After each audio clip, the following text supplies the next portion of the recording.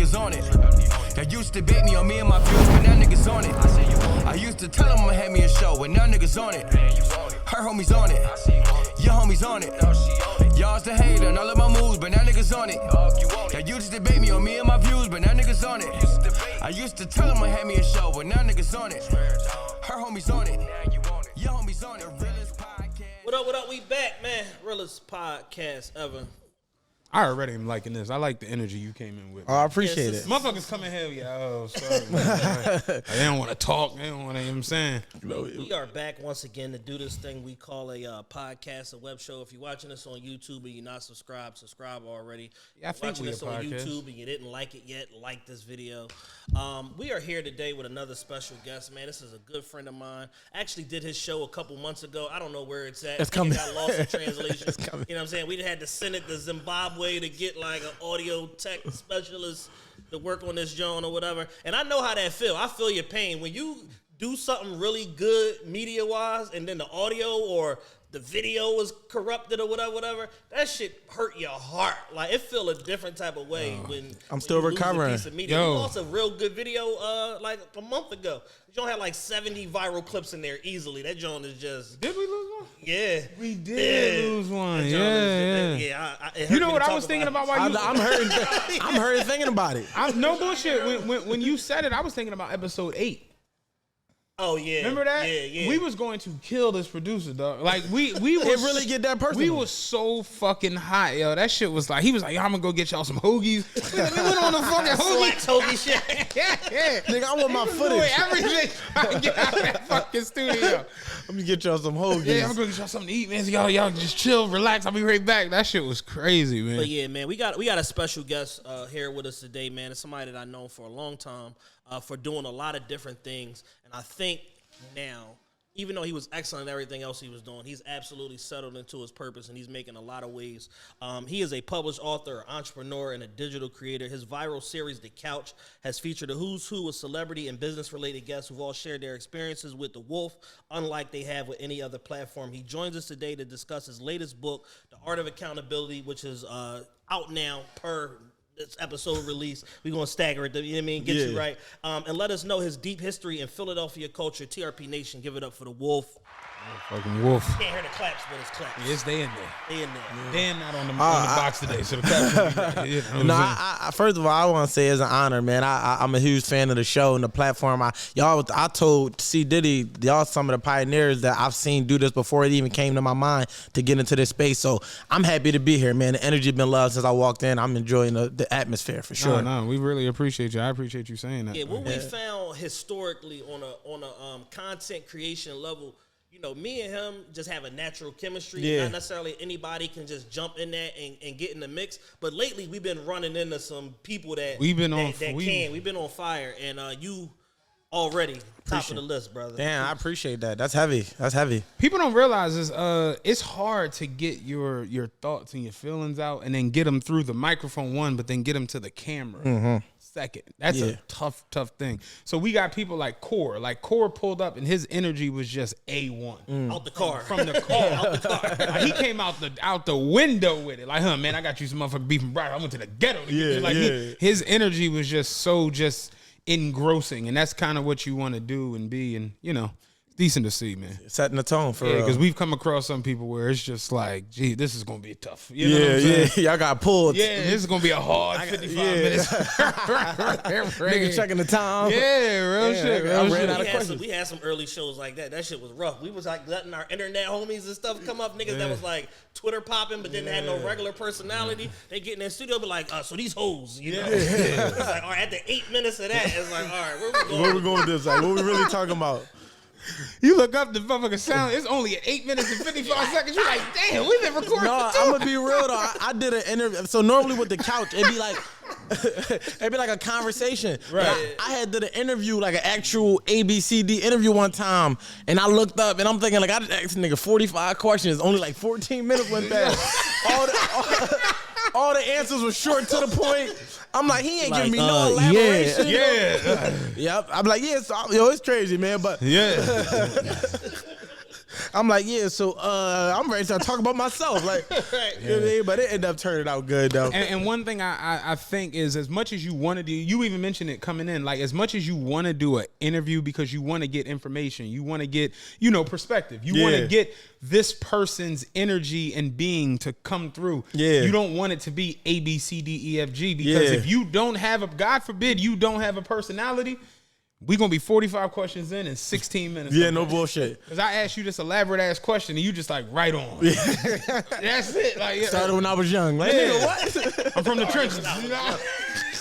Started when I was young. That's real shit. Yo, I noticed from auditing your content, you don't do a lot of. You come from the rap world, but you don't interview a lot of rappers. Yeah. We have our reasons why we don't. What's your reason why I don't see a lot of rappers come to the couch?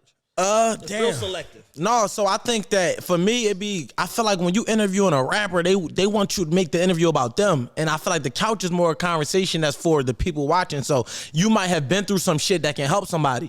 If you got too much of an image to maintain or a brand to protect, you're not going to be vulnerable and transparent. So I don't bring that to the couch because this is like a therapeutic platform for people who like, man, I was really struggling. I really went through this. And this is how, like a solution to how I overcame it, not what you got coming up. And because it's not like a press run stop. Unless you interesting. Like, unless you got some sense of depth to you, it's really like a therapeutic platform for the audience. So that's why I stay. And it be too political sometimes too. Like, I'll just be like, I stay away from the rap scene. Like, nope. Yeah, once rappers started requesting to like get paid to do media to promote them, I was like, all right, man. Yeah, no, I'm glad a nigga ain't never DM me and say I'm trying to come on your show, but I want a stack. Like, oh, bro, you hit me up. The fuck? Like, it's etiquette to reaching out. If I reach out, I understand you might throw a price at me. But if you reach out to me and hit me with a price, that's crazy. That's door-to-door sales at that point. To book me on your platform for 2 bands. Here goes my invoice. Let me know how you What's feel your about email? I'm gonna this. send this joint over. Good look. Here's my manager number. Nigga, you wrote me. You fuck you sending me to your manager for? Yeah, the artist reaching out to you, then sending you to the manager. Insanity. I don't want to talk to your manager. Like, what? Nigga, I know you. Fuck you sending me We to was him just in for? the club last night together. I shook your hand. The fuck? No, yeah, I think at the end of the day, when it comes to doing like this content, especially for us, we the issues with us, with at least for me, I can't really speak for him, but I know with rappers is a lot of times, like you just said, it's an image. Yeah. So it's not a real you. It's not your real personality or your real thoughts. It's more so what you're trying to sell. Behind, your music or whatever you are doing. And we've been blessed as of recently to where we got into a space of interviewing and talking with people where as much as they might have something that they're doing or representing and we talking about big business type shit, they're still willing to come in and tell you shit ain't all peaches and cream. For and sure. rappers, especially rappers, have this thing where everything is just ice, ace of spades, Cubans, hoes, G-Wagons, the best of the best, and nobody wants to just keep it a buck and be like, yo, we going through this over here. We trying to, we had to cancel this tour because it didn't go right, and everything is there are no losses. Yeah, for sure. You know what I mean? So No wins, I agree. no losses. And I feel like if I was to like start, rappers hit me up all the time, and I be with it. That's another thing. I've never turned them down and be like, oh no, you can't come on the platform. I'm just fortunate enough. I feel like that the ones that I do tap in be having a personality where I'm like, this is gonna be a dope ass conversation,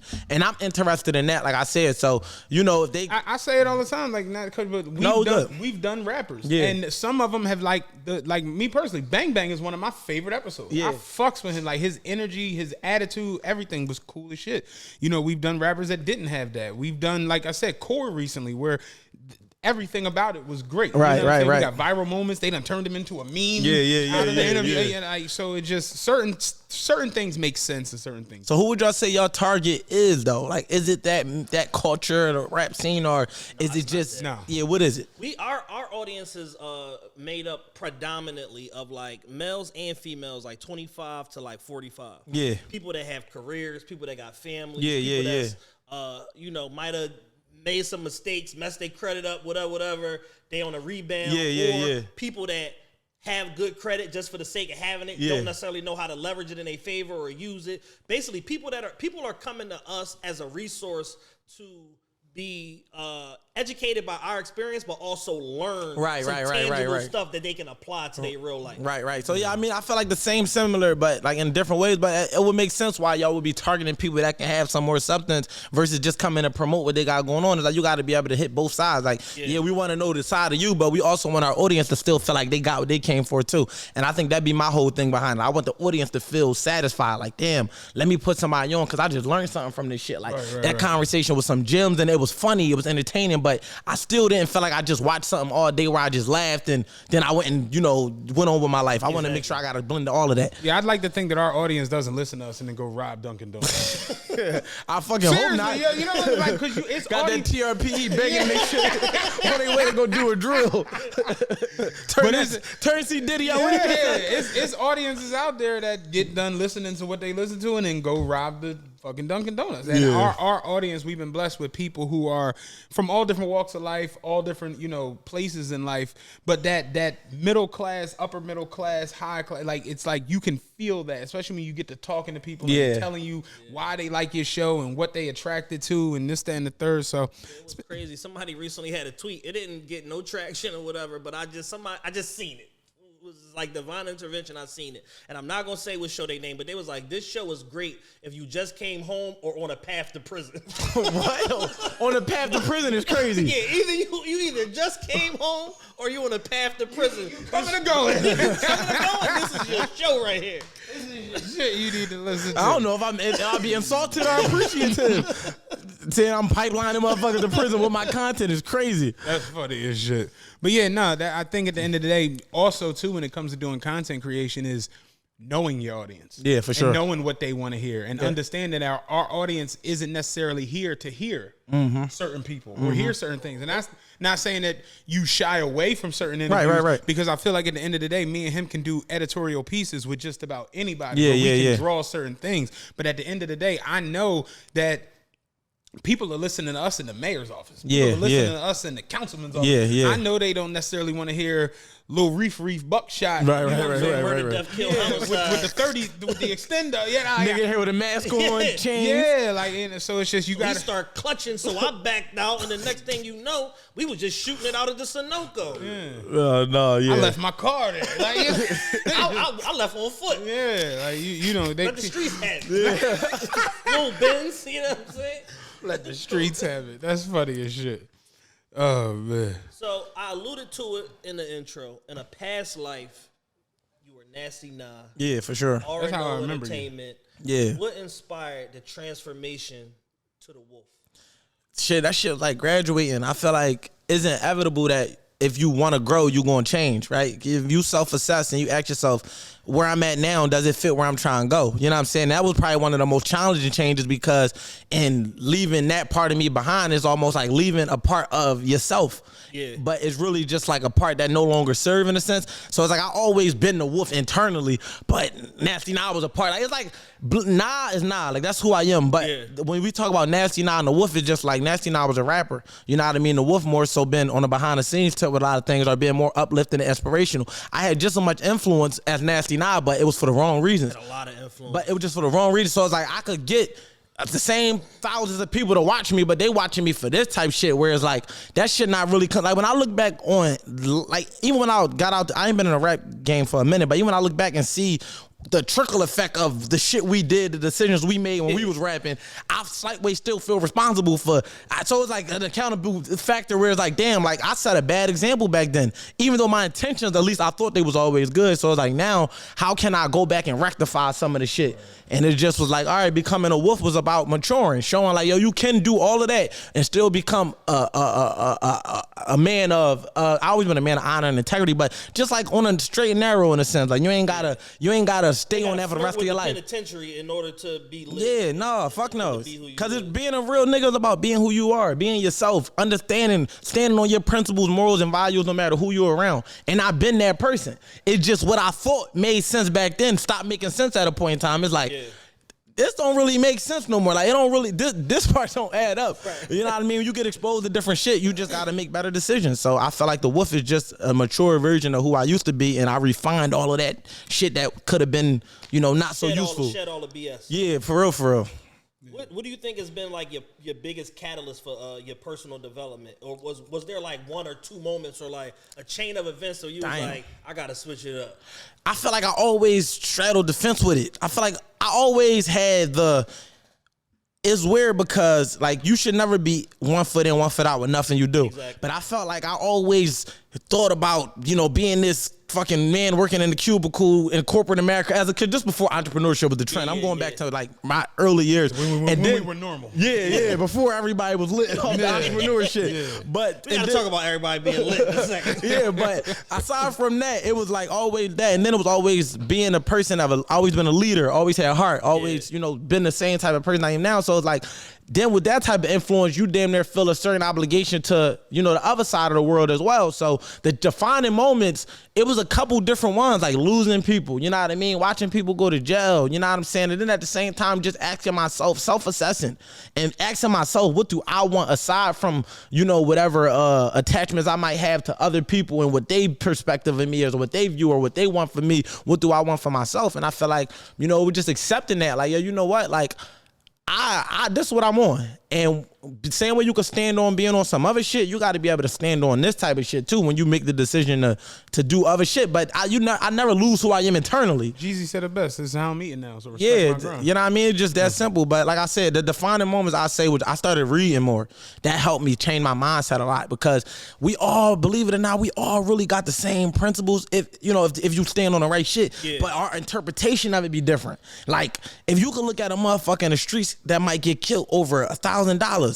The principle is the money or whatever. That's the but at a higher level, it might not cost you your life, but it might be for an M. But I might not fuck with you no more. So in either instance, I'm cutting ties over the principle of you not paying your dues. But at the streets, it's just a way higher consequence for a way lower cost. Okay. But when you realize that life principles and street principles, the only difference is the level in which somebody willing to go to. So it's like, at this level, you might have a bad business venture. A nigga might get over on you for an M, and it might be like, damn, he got me. Yeah. In the streets, a nigga get over on you for $2,000. You outside his crib looking for firebomb. 300. So it's like when you start to get exposed to more, a lot of the shit that we think we fighting to hold on to don't even matter. It's like, why am I holding on to this when there's like so much more out here? And like I said, just when you really come from being in shit and really seeing shit up close and personal, you realize like, I don't know, man. Once you smarten up, you just make smarter decisions. You understand you can't escape your reality, but at the same time, that's the key to it, accepting the reality. Yeah. Damn, the reality is this is where I'm from. This is what goes on here. But the also reality is I want to be on this type of time, so I don't got to sit here and wait. I don't need permission to do it. I'm on what I'm on. Right. Where you from?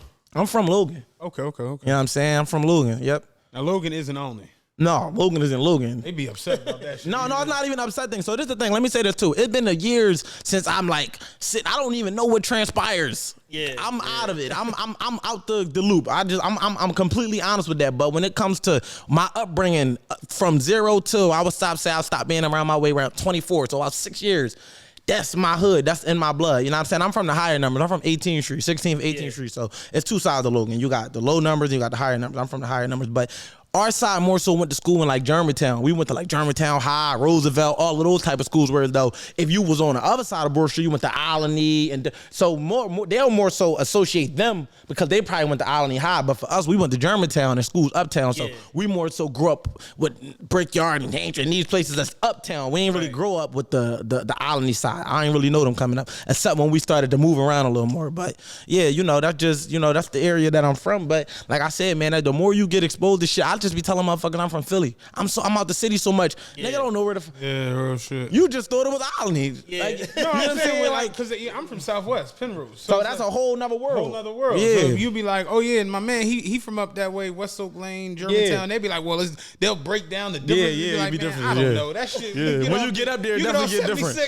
But if I'm down Southwest, I'm gonna just say I'm from up Germantown. You know what I'm saying? Like I ain't gonna break down the exact. And when you get out the city, I'm from Philly. You know what I'm saying? Then when you go on the West Coast. I'm from the East Coast. It's just like the more you It's expand crazy. yourself. You're right, because when you go like over Farther- the Middle East, where you from? I'm from the States. I'm from the States. Like the farther you go, the less. The less micro it becomes. Yeah. It becomes So more I'm only from here when I'm Bezos here. and them like, Like, oh no, I'm from Earth. yeah, You know what I'm what the saying? fuck? Nah, Nigga got deals going on in space.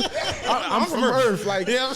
and I think that's what I think that even with the youngest out here, if they seen that side and realize like, yo, you go. When I was living in Atlanta, I connected with anybody from Philly. I didn't ask them what part of Philly you were from. I didn't give a fuck. Yo, You from Philly? What's It's funny. up? It's funny you say that because I used to drive cross country truck. Yeah. So I've been to every state, and I was in Indiana. I'll never forget this. I was in Indiana at our yard, and this is how I met my man Maul. We was in Indiana in the yard, and we was in the room. He had came in and he put see how the coat is on the chair. He threw his coat in his bag on the chair. White boy came in and moved the coat in the bag and sat in the chair. So he came back. I don't know this motherfucker from nowhere. Yeah. He came back and he was like, "Yo, where my bag that was in his seat?" And was like, "Oh man, there was no other seats. I didn't know nobody was around." He was like, "Yo, you drawing?" And he said, "I'm like, you from Philly?" And he was like, "Yeah, I'm from Philly." I was like, "I'm from Philly too." He was just like, "You ain't from Philly," and I got big 215. Yeah. And he was like, "Oh shit, where you from?" I'm like, "Southwest." And he was like, "Yeah, I'm from North." And I'm like, "What part of North?" He was like, "Right off 27 Allegheny." I'm like, "Yo, my grandpa lived at 27 Allegheny." He was like, "Bullshit." I'm like, "Eden Street." He was like, "Damn, like, Yeah, you really really not?" funny, And yeah. that's how we met. Like, just him saying in another state, you Drawing. drawing. And the way, it wasn't no TNT shacking it. It was like, the way he said it was so authentic. I'm like, "You from Philly, Yeah, right?" Philly. Like, that's really how that shit goes. Yeah. That's what we understand. We kind of tighter than we would like to believe. Like the more we expand ourselves, because like I said, you will go on the West Coast and realize they completely different from the East Coast. You be like, that nigga from the East Coast, he from New York or Philly or somewhere. Here in the go East the Coast. wild part. When Just- you go to these other places, they call you where you from because Oh, yeah, you're so that- different to their that language. makes sense, though. What's Like up, Jules Philly? is Philly down south. 'Cause Yeah. it's just there's no one that talks like you, act like you. That shit is weird. Think about in ATL. What was the nigga with the cast? Brooklyn. Yeah. Like Oh that, yeah, you know yeah. what Oh, I'm you talking saying? about the movie ATL? Yeah. I started thinking about. I'm like, oh, I never been to ATL with these niggas. What the fuck are they talking about the movie? Yeah. They definitely was calling But it yeah, the Brooklyn. point that y'all making, Peter Shue, who's like a famous gangster from New York, whatever, he's talking about, the segregation that happens like within New York, within the 5 boroughs. Like, I'm from Queens, I'm from Brooklyn, he's like, man, we gotta dead all of that shit. Because at the end of the day, when you go in the penitentiary, you from whatever city you from, that's where the fuck you from. Yeah. You from New York, or you Yeah. from DC, or you from Detroit, Yeah. whatever, and you fall under that card. It was like, so, if we not gonna be segregated in jail, why be segregated on And the street? streets. No, that's real. Because real players move around anyway. So Yeah, it's for like, sure. The segregation is unnecessary. No, we're right. Even if you look at all the people that live on your block, you only gonna say the address if y'all on the block. But if y'all walk, we all live on this block. We all from this street. It's it's the same thing, but it just get bigger and bigger as we expand ourselves. And I think that should start with the mindset. Cause I moved out the city when I was the first time I lived in Delaware. I went to college. Just was like 2012, and this what made me realize it was more of a mindset than anything. Because although I moved to Delaware to go to school, I still had a particular mindset that made me attract and still behave in a way that exemplified Philly. It didn't matter. Yeah. But this time when I moved to the A, don't get me wrong, my nature, I'm Philly. Like the certain type of energy that we have is still, but at the same time, my ability to not associate myself with behaviors that have passed was because my mindset has shifted. So now instead of attracting, like y'all just said, I got council people watching y'all show. Y'all don't just got the average hood nigga. But when I was still on average hood nigga mindset shit, no matter where I went, I still was gonna attract. I was gonna connect with those people. We going to Miami, but you want to pull up to the projects. Like nigga, what? No, go to the beach.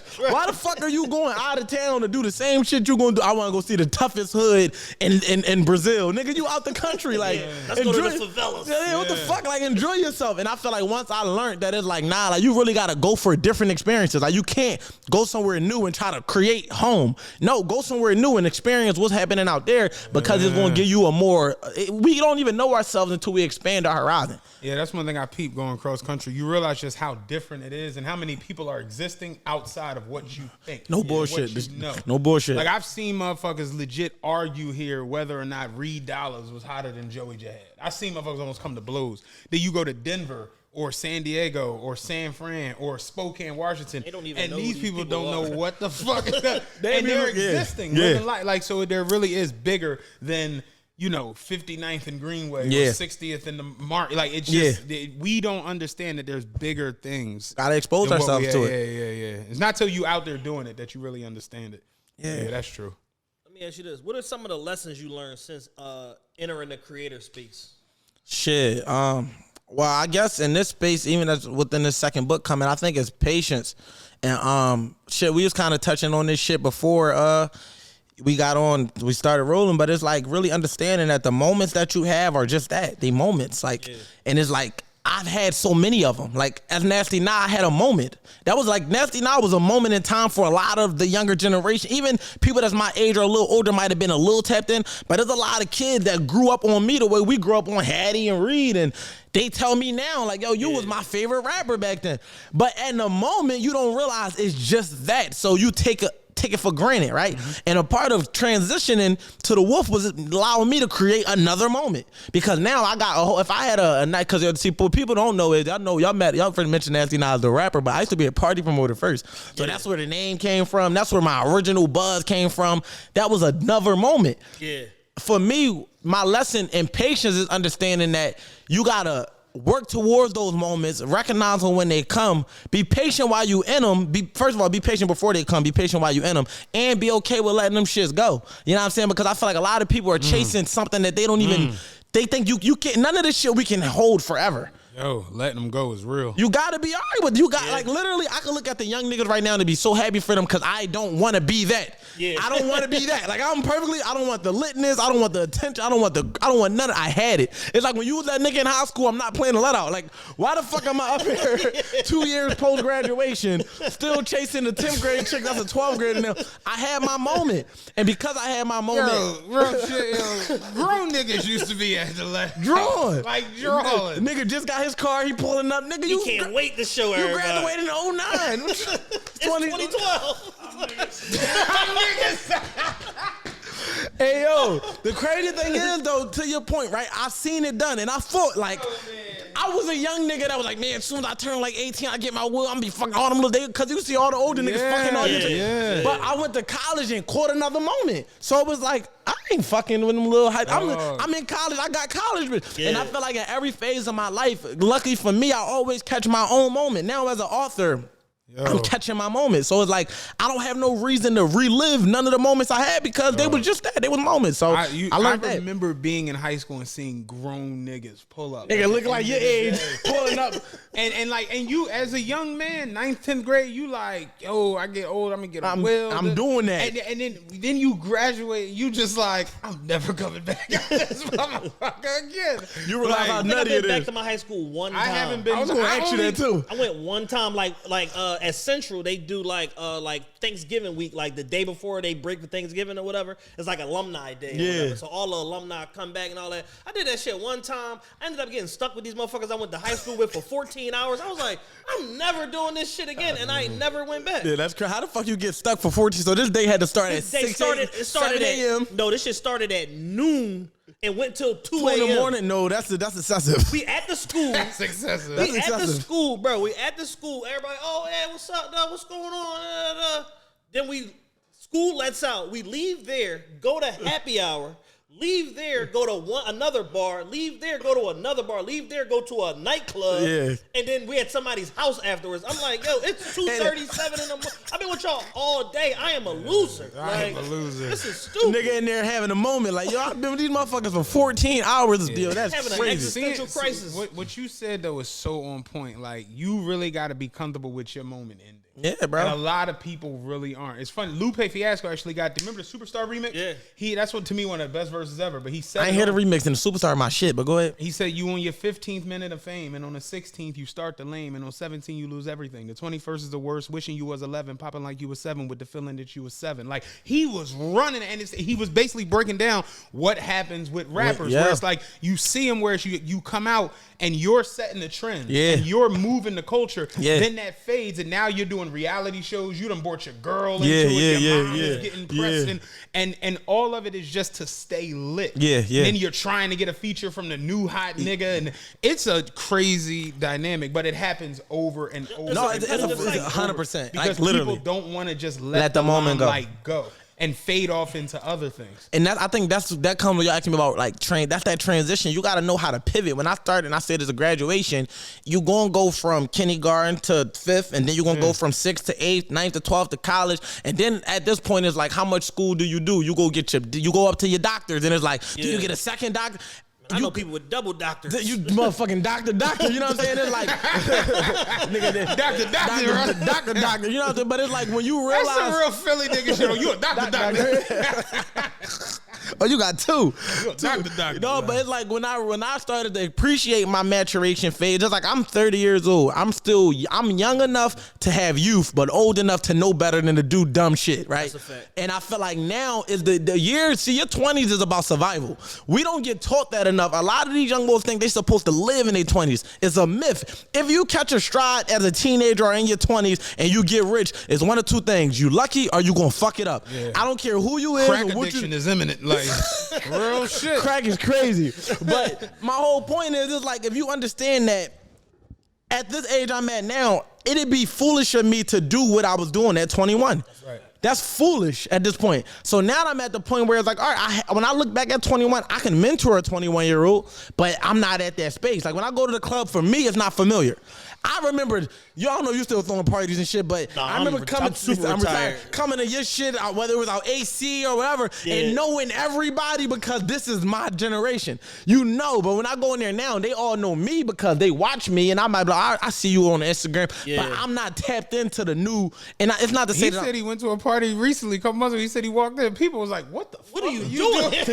I was at Buck's Cabaret, used to be Onyx. Oh, yeah. I was in there it was my man's birthday. It's a Sunday night. It ain't really that popping, but everybody that's here, I know these niggas. Yeah. So I just had that repeated process over and over again. I'm slapping hands or whatever, and they're like, what are you doing? Yeah. Like, is everything okay? Like, who got you there? Like is the podcast over? What no, is and I'm glad you said that because that's a good segue to what we talking about transition. Is like now you get respect at a certain level. It's like you get too big. It's like not even ego big. I'm talking about like literally. It's like why are you here? Like why expose yourself to certain shit? You got y'all got a successful pod that's growing and that literally this at some point when do we find contentness? Because there's a difference between being content and being complacent. Content is I'm happy with what I have. Yeah. Complacent is I'm stuck where I'm at. When do we as men get content and be like, you know what, this is what I'm gonna do for the next 30 years? Yeah. Because for your 20s, you trying to survive. It's interesting because one message we always try to like relay and hammer home over and over and over is that men's earning potential, the highest is 38 to 52. No, I agree 100%. And I remember reading that. Remember you started like speaking that, and I remember reading, I was reading a Men's Health magazine, and it was talking about men and their earning potential. And it was saying how the man's earning potential gets his highest once he reaches 36 to 38. Yo. And then, but think about when you young, the whole survival thing, you kind of realistically think like 38 is kind of so far away when you're 22. But then even when you go back and listen to like, remember Sheik said you're going to be older way longer than you're going to be young, 100%. And you don't really think about it in that moment. But then when you get to where you 34, 35 and you start seeing certain things happen to where it's like, oh shit, yeah, that's what they get it now. These are the golden years, yo. These are golden years. I'm just telling my young boy I'm mentoring. He called me and was telling me whatever he had going on. I'm like, yo, that's all perfectly normal. Are you 22 years old? I said, honestly, men don't get it together till we 35. Being all the way like, let's keep it a bean. Being all the way lit. Even when you look at like rappers and ball players and shit like that, making all this money when you 21, 22 is not normal. That's not normal. You actually broke the mold. Yeah. We talking about the mold. Think about this. Jay-Z was a big drug dealer when he was 23, 24, 25, allegedly. When he got on at rap, when he was 26, he was Jigga Man. Yeah. He was successful, sold $5 million. Jay is making billions of dollars now in his 80s. You know what I'm saying? Like in the 80s, it's crazy. He slid that in there. Like Jay is. Think about. He don't like Jay-Z. I can tell. I fucks with Jay. Think about Nas in Illmatic times. How much money he was making and doing. He was going double platinum. Was written. Nas right now make more money than ever. Think about somebody like Johnny Cochran, who was successful as shit when he first came out of the DA's office on that. Then the OJ trial happened, and then now you look up, it's 12 Johnny Cochran firms. Your earner potential as you get older gets higher. Yeah, because you know more, you have a bigger network, you're exposed to more people, you have access to more resources. So I think the biggest issue is getting to the young people and letting them know, yo, you just got to get past You got to get out your survival. You got to survive. You have to survive your 20s. Because like y'all just said, it's not even, when you talk about the resources are the people you went to school with. Whether we want to agree, who you came up with becomes your people that's a point of contact away. Yep. You need the people around you to be successful. Because when you get older, you need to be at the push of a button. Yo, let me get on TRPE. Let me get with it. Without that, if everybody in your generation is a fucking failure, it's like, who you gonna call? Because this is where you earn your stripes. Yeah, then you gotta go pound the pavement and find your people 100%. because the people that you associated with for a bulk of your life didn't become shit. No, Trying to make new friends at 41. now this is why you in the club at 41. No disrespect, but this is why No you still disrespect. searching.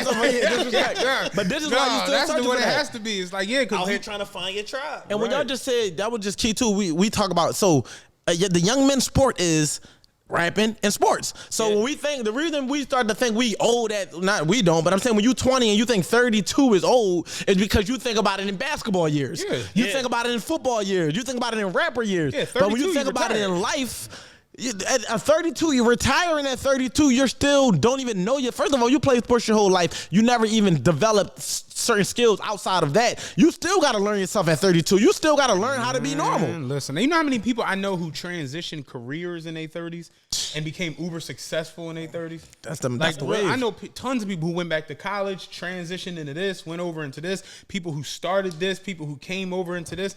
It's just the reality. What it happens is, like you say, with sports and music, we look at these people where at 30, you retired. Yeah, you're retired. That's You're not normal. done. That's not normal. That's just not regular life. Nobody in my family retired at 35. Nobody in my No one. yeah, the fuck. At Nobody. 35, motherfuckers was going hard, going They- hard to work. Job to overtime, job. Some all of their that asses shit. job to job if they needed to be. Job to job, essentially. But we look at these people where it's like, if you don't have it together by the time you're 34, 35, you might be a little bit of a loser. And that's not reality.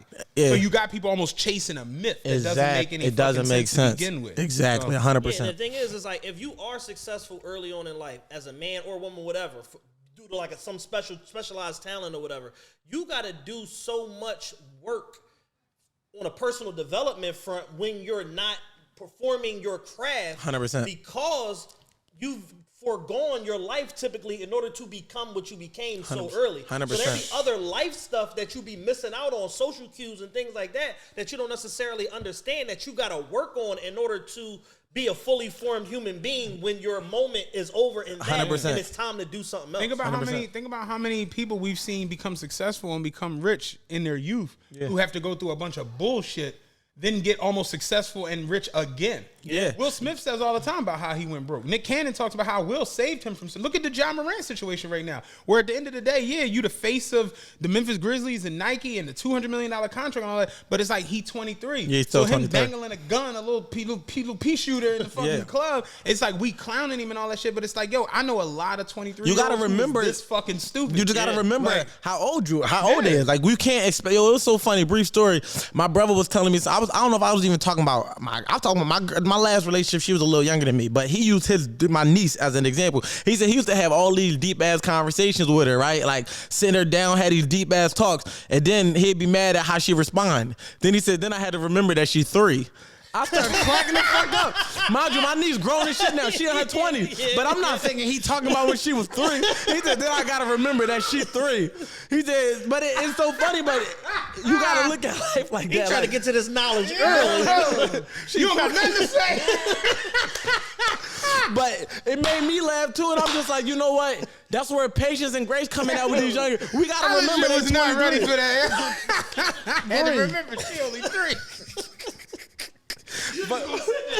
Like, that's funny as shit. Yo, but that was my exact reaction because I'm thinking my niece is at least 22 right now, so I'm thinking she's 17, 18. Yeah. He said I gotta remember she's 3. So I say that to say we gotta look at them and remember they still kids. And what were we doing at 23? So when I talk to the youth, I don't talk to them in a way that tries to school them. I let them know you're gonna make your own decisions, but this is what the path looks like. Yeah. And if you go down the path, that's fine because you just have to stand on your decisions, and that's something that they never told me as a child. We had to learn how to stand on it just by being accountable people. Like, damn, I did do that. I got it. Damn, that's what come with that. I got to stand on that. But for the most part, the old heads was really shunning us, really making us feel like dumbass young boys, not even digging that we were just misunderstood kids trying to be accepted. So when I look at them, before I say, damn, you can look at some shit to us is dumb. We in our 30s. That's dumb. Why would you do that? But at 20, it make a little bit more sense because they not as emotionally mature. They not as developed. They're not as experienced. So I try to look back and be like, all right, think about this before you do this shit because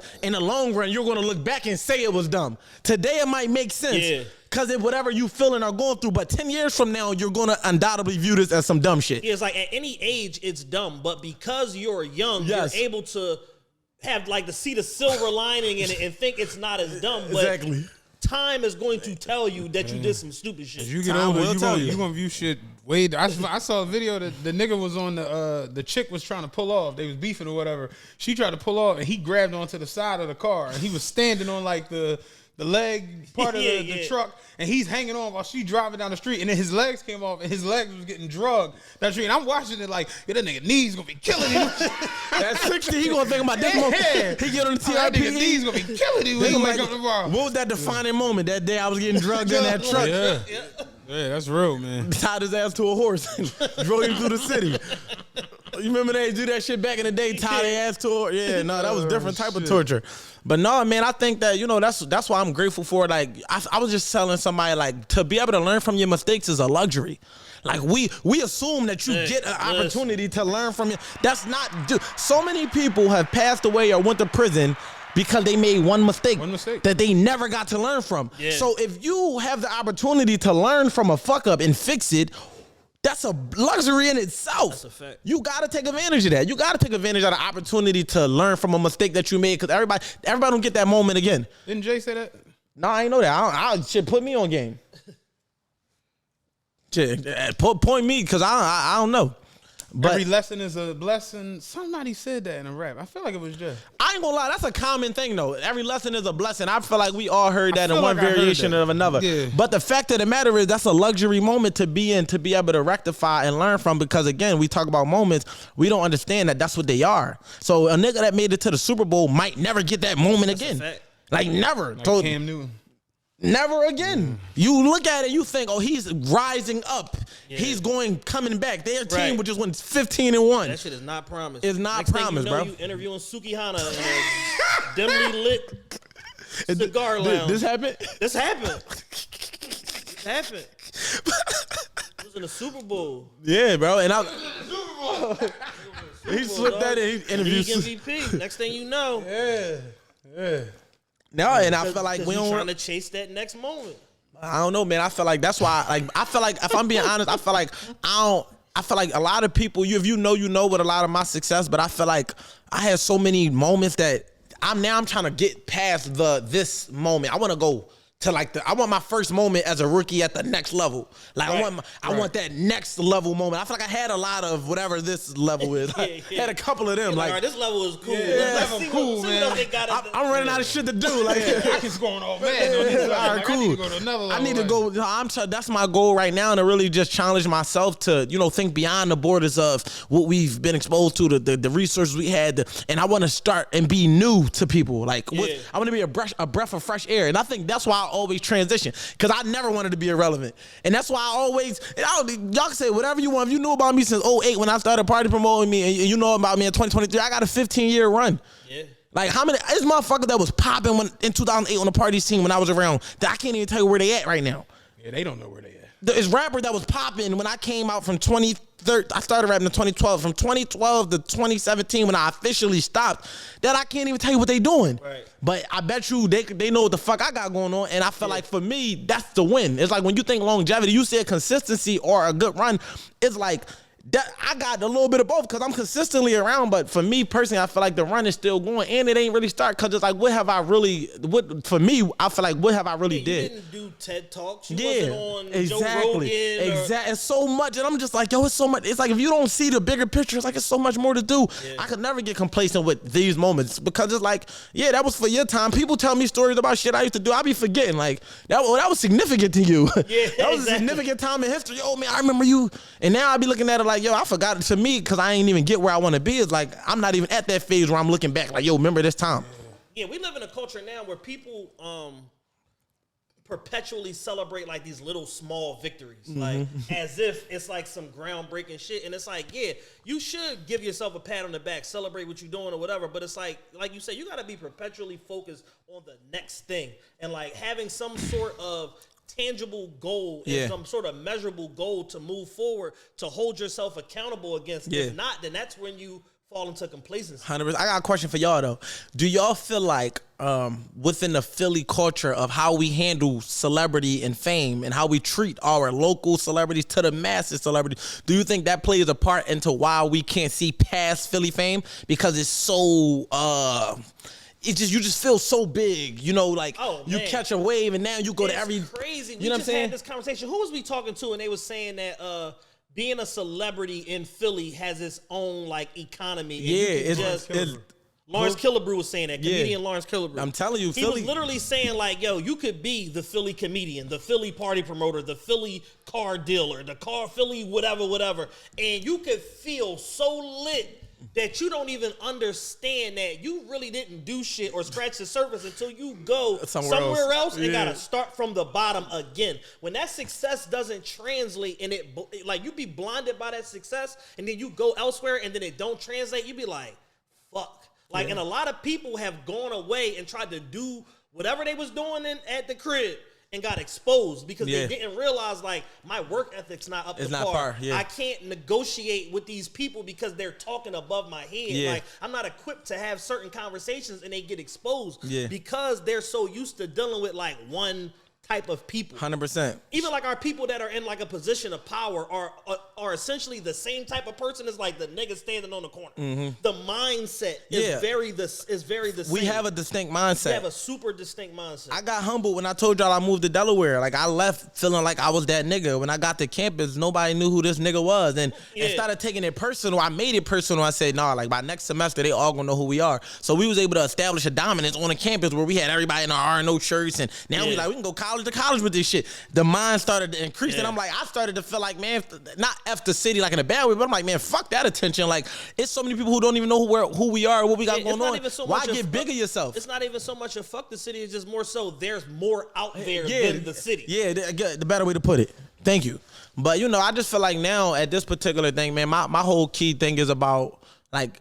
I'm thinking long term with every play I make, bro. I'm like, I used to be so short-sighted where every single thing was next week, next month. I never even had a long-term plan. But now at this particular phase in my life, I literally understand the trickle effect of what 10 years could look like if I just went through my 20s. You know, we just had Zakia on, and shout out to her, you know what I'm saying? Zakia wound up being one of my favorite episodes just because we got into a space of talking about certain things we don't really get a chance to talk about. Raw, honest truth. And one thing she said on there that, like, kind of stuck with me and just I'm starting to realize more and more is sometimes it takes 10 years to be an overnight success. 100%. And I'm 100%. Starting to realize that with us, with this platform. Yeah. Where we came out the gate essentially just doing it. And the first couple years we were kind of like, yeah, we're doing it and we, you know, floating along, just me and we just hanging out. We had a lot of ears, a lot of attention. We probably got on some stuff that we wasn't supposed to early. You know what I'm saying? Because we knew who we knew and things were still developing, but it's like when you look at it, it's like when you really look back and be honest about it, we coming up on 7 years of being around. In like July or whatever, because that's when we started planning and all of that before we launched our first episode. But it's like if you look at it, it's like, yo, 7 years in, we peaking right at the right time. And it's crazy because we for me, I look back on it and just because you started with the Throwback Thursdays. So I'm listening to the old episodes and I'm like, yo, we really didn't have what was the thing Kev said? We was at dinner that day. We was all at Steak 48. Having we didn't have a mission. We didn't have a mission. Oh, yeah. Like we kind of were just existing. Niggas showing up every week cutting the show. We really didn't have a mission. And now we're getting into a space of like, there are too many instances and too many times where people in like big standing are turning to me or him and being like, yeah, y'all came up on my radar. Yeah, for sure. XYZ. We went out the other night and fell into a whole nother crazy ass situation. Like just on some being out late at night in a nice little social club, and we look up and somebody is there who's like a big time player, and he's just like, oh yeah, no, I gotta sit with y'all. Yeah. And we like, huh? He like, you know, we gotta have dinner and I gotta come on the show. And we just like, the fuck? It was surreal. It was like we'll tell you off air, but it's like if you told somebody, like they'd be like, "Wait, get the fuck out of here!" Right. It's like one of them Jones, like, how? You know what I'm saying? Like that's but surreal can only be the one that can describe it if at that point, right? Yeah. And I'm starting to realize more and more where it's just like, yeah, it's gonna take 10 years, but then we're gonna be the overnight success to so many people 100%. outside Yo, of I'm your telling you. nucleus of what you, and that's the biggest point I think you trying to get, where it's like, yeah, you got your city and you got your foundation, but it's like the world doesn't know. They doesn't, not yet. It's like, and if you get too high on your horse now, you will never take it farther, because everything I've wanted, I got literally everything I ever wanted. Oh, now that's I'm not. real. I want more now, but I'm saying, like, I wanted at one point, you want to fuck a certain chick, or you want to drive a certain car, you want to live in a certain place, you want to be amongst certain company, and then when you get there, you like, all right, cool. Some people get there and be like, stay there. Bet I finally, but no, for me it was like, all right, I got that, but okay, I want more. And I feel like when I think about it, it's like somebody might say, oh yeah, I found out about Wolf last year. He been grinding. No, been grinding for a long fucking time. Like, for you to find out about me, motherfucker, it took 13 years of grinding. And I feel like that's fine, because I was listening to 50 Cent audiobook, and he was just saying, like, he looked forward to knowing he's going to be working the way he's working until he's 70. Like, it's never the arrived moment. That be the illusion. We think niggas get to that point where I've arrived. I say it all the time. Jeff But Bezos when you goes to arrive, work. that's when the work starts. But it's like, where is the destination? Where is it, a club? Like, where do you arrive to? Like, you it's a Let's journey. be real. You don't think Elon Musk could just be like, I'm retiring and going to chill? I got 200 of them Jones. Elon Musk Them is drones like, yo, is the I need Liquidate all of them. Elon Musk is like, I need $14 next motherfucking no, month. don't All you motherfuckers. nigga You out the feed. Yeah, nigga took you my out the algorithm. took my money again. yesterday. Like, all your shit going back to 140 fucking letters. oh no, y'all talking about Twitter. Yeah. I'm thinking about fucking Bezos, Amazon, but Nah, that's real. Like, these people work hundreds of billions of dollars, and motherfuckers go to work every day. That- So yeah. how do you, with 600 grand, be like, yeah, I'm on I'm on, ice? yeah, and I think that was the mistake I made for a lot of my life, where I kept trying to arrive. I'll be honest, like, I literally just started realizing, like I said, I just started thinking long term. When you're thinking play by play, once the play is done, is what's the next play? What's the next move? What's the next this? But when you get to a point where you realize it's an ongoing cycle, it's not play by play, is literally a game of life, and you got to think about not just quarter at a time. You got to look at like the whole season and your whole career. And now I'm thinking in depth about, like I said, the future. Now, when I look at this second book, I don't expect it to have a success in my first book. It don't matter. I'm just building up my catalog. So I want to be, when you think about a book, right? This is why literature is so important for legacy, because y'all ever heard of Think and Grow Rich? Yeah, Shit, absolutely. all right, cool, great. It's a book that everybody heard about. Yeah. Shit been out for almost 100 years. Yeah. The man died 50 years ago. We ain't know about it 50 years ago because none of us is 50. So it's like the legacy behind that one thing is surviving. When you think about who you think had the biggest brand of all time, and we've heard people say it all the time, but just think, who do everybody know that had never met? Everybody know that they've never met. Yeah, Like, as far as a person or entity? it's a person for sure. But I mean, it's as a higher person, of course. God?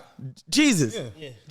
So it's like, Jesus' name has lived on for thousands of years. The Bible is a book that's been around for I thousands was of actually years. going to mention the Bible. You when could have. I mentioned was going it. to pick, but I'm just saying, when you think about your work, right? When y'all think about TRPE, what is going to make it last 100 years? I gotta knock Chad out on camera.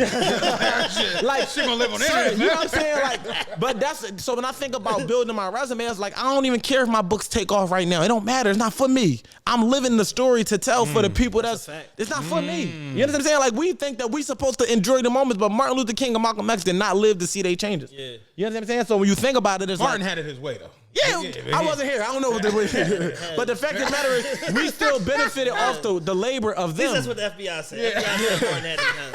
You know what I'm saying? But I just feel like when you think about that type of shit and you realize, like, even when you making music, when you think about longevity, when you think about making content, you think about who's going to actually be the beneficiary of the shit you making. Yeah. I ain't gonna hold you. It's funny because you mentioned I don't like Jay, but I do. And I said, when Jay said, if you want my old album, What niggas want my old shit? Buy buy my old albums. And at the time, I took And those- that's crazy. Yeah, and at the time, I was just like, fuck, the old nigga talking about it. I was like annoyed. But then as I got a little older, I'm just like, yeah, I'm evolving. You want that old shit, it's available. Yeah, even when get it. even when he turned 30, and I realized I was watching that 30 is long the new time ago. 20. So I'm so, but when I was turning 30, it was new to me.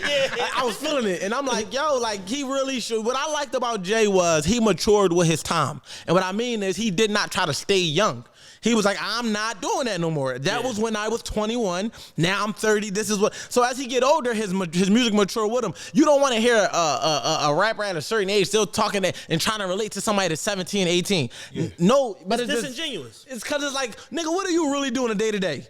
You go pick your kids up, like and that's another. You closing deals. You Come on, like talk. If you don't know how to have that boss talk, then it's like. Granted, if you still live that life at a certain age, then that's just what you want. But I'm saying if you know damn well, like a nigga like me, I cannot relate to a lot of shit that these rappers say because my lifestyle does not mimic or imitate none of the shit that they're talking about. I am honest with myself. Yeah. I enjoy it for entertainment, but today I am not on nobody's corners. I am not adding drink to nobody's drugs. I'm not doing nothing. I don't wear Pooh Shiesty masks. I'm a grown-ass man with children. I'm trying to be married. I'm trying to build a family. I'm trying to build wealth. I'm trying to be the reason my kids can use my name to get in rooms. I didn't have that. So the groundwork I put in, even if it's just Philadelphia, my kids can literally go anywhere they want. And they say, that's Wolf kid, that's Nah kid. And they got automatic status and approval just from the work I put in. That's what this shit is about to a nigga like me. How big can I take it? Can I get them in another state where, because it's people that live out here off their last names. Mm-hmm. I want that. Yeah. That's what I want to be able to, because I'm changing my last name. I love when Dame was like, I don't hustle for my first name, I hustle for my last name. Yeah. Because that's the bigger picture. Motherfuckers is living off their last. If your last name King, you think they're not going to ask if it's any relation or correlation to Martin? Yeah. You know what I'm saying? Like, you know Martin. Oh, yeah, that's my great-grandpa, but that's my whatever. It's like just your last name alone is more powerful than anything. So when you think about it, it's like that's the type of shit that's the success to me now. And it's like, can my kids benefit, even if they don't understand it? If 10 years from now, the work I'm putting in, when I turn 40, if my daughter, my oldest is 13, my youngest is 7. At 23 and 17, whether they want to open up a bill, whatever they can do, think about. Literally, is that not, when we think about financial, generational wealth, they make it a money play. It's not. It's a culture play, it's an information play. It's an access play. What can I teach you that you can teach others is generational wealth. Not how much can I leave behind. Because who literally gonna win off being handed anything? If they would have gave y'all a platform with 1 million subscribers, y'all wouldn't even be as hungry as y'all live right now. But with that intangible goal that y'all chasing that's measurable is why y'all on the grind. We don't thrive off what's handed to us. Patreon with 1 million people on it. Chat, where you at? I'm in Lamborghini again, nigga. What you want? Like this, feet up, did this like somewhere. By a chick he don't even know. Because you are, but that's why I say we fought our journey and our mission, because you mentioned the word mission. Our journey is our mission. That's the enjoyable process for us. But the fruits of our labor are not for us. The motherfuckers that planted trees do not get to sit in the shade. Right. Plant a tree today.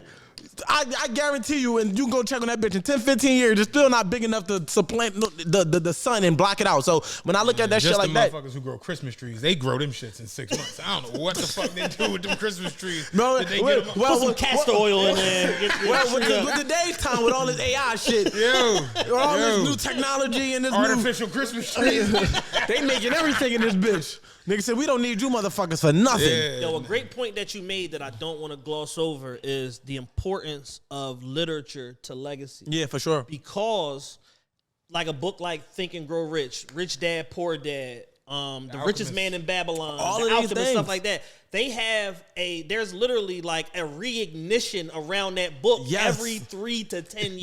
Yeah, niggas act like it's brand new. Yeah. It just came out. No, here go the craziest part. Even the reignition within yourself. You ever read a book and then get older and read it again every time and have like a whole new perspective? A whole new appreciation. That happened to me with The Alchemist. Like you'll read it and I gotta read that drum. Reread it again, and you'll just take it in a different light, and you just like, oh shit. Like, yo, I read the 4 Agreements every year to get something new. It's certain books. I got a book, The Power of the Subconscious Mind. I read that every couple months. It's like literally because the way our minds work. So sometimes it's process to recognize the familiar, but if you're so familiar to you got no choice but to pay attention to the unfamiliar. Right. So it's like when you driving home, you know your way. You don't really pay attention to every billboard, but for some reason you might be hyper aware one day and you be like, damn, I never even noticed this shit was at the corner. I never even, and when you keep when you keep your mind in that state where it's like, damn, you want to be conscious to the shit that you normally unconscious to, is when you receive new information. So when you go back and reread some shit, you went into, so we only process information that our mind is fertile for. So at one point, if you read a book while you're mad, you're going to resonate at that frequency, at that vibration, and taking that information. 6 months later, you could be single. You could have been in a relationship when you read it the first time, mad at your girl, like, I'm gonna read this shit because it helps me now. 6 months later, when you're single, you're going to attract and attach to a whole different perspective of the book because your natural way of thinking is different. So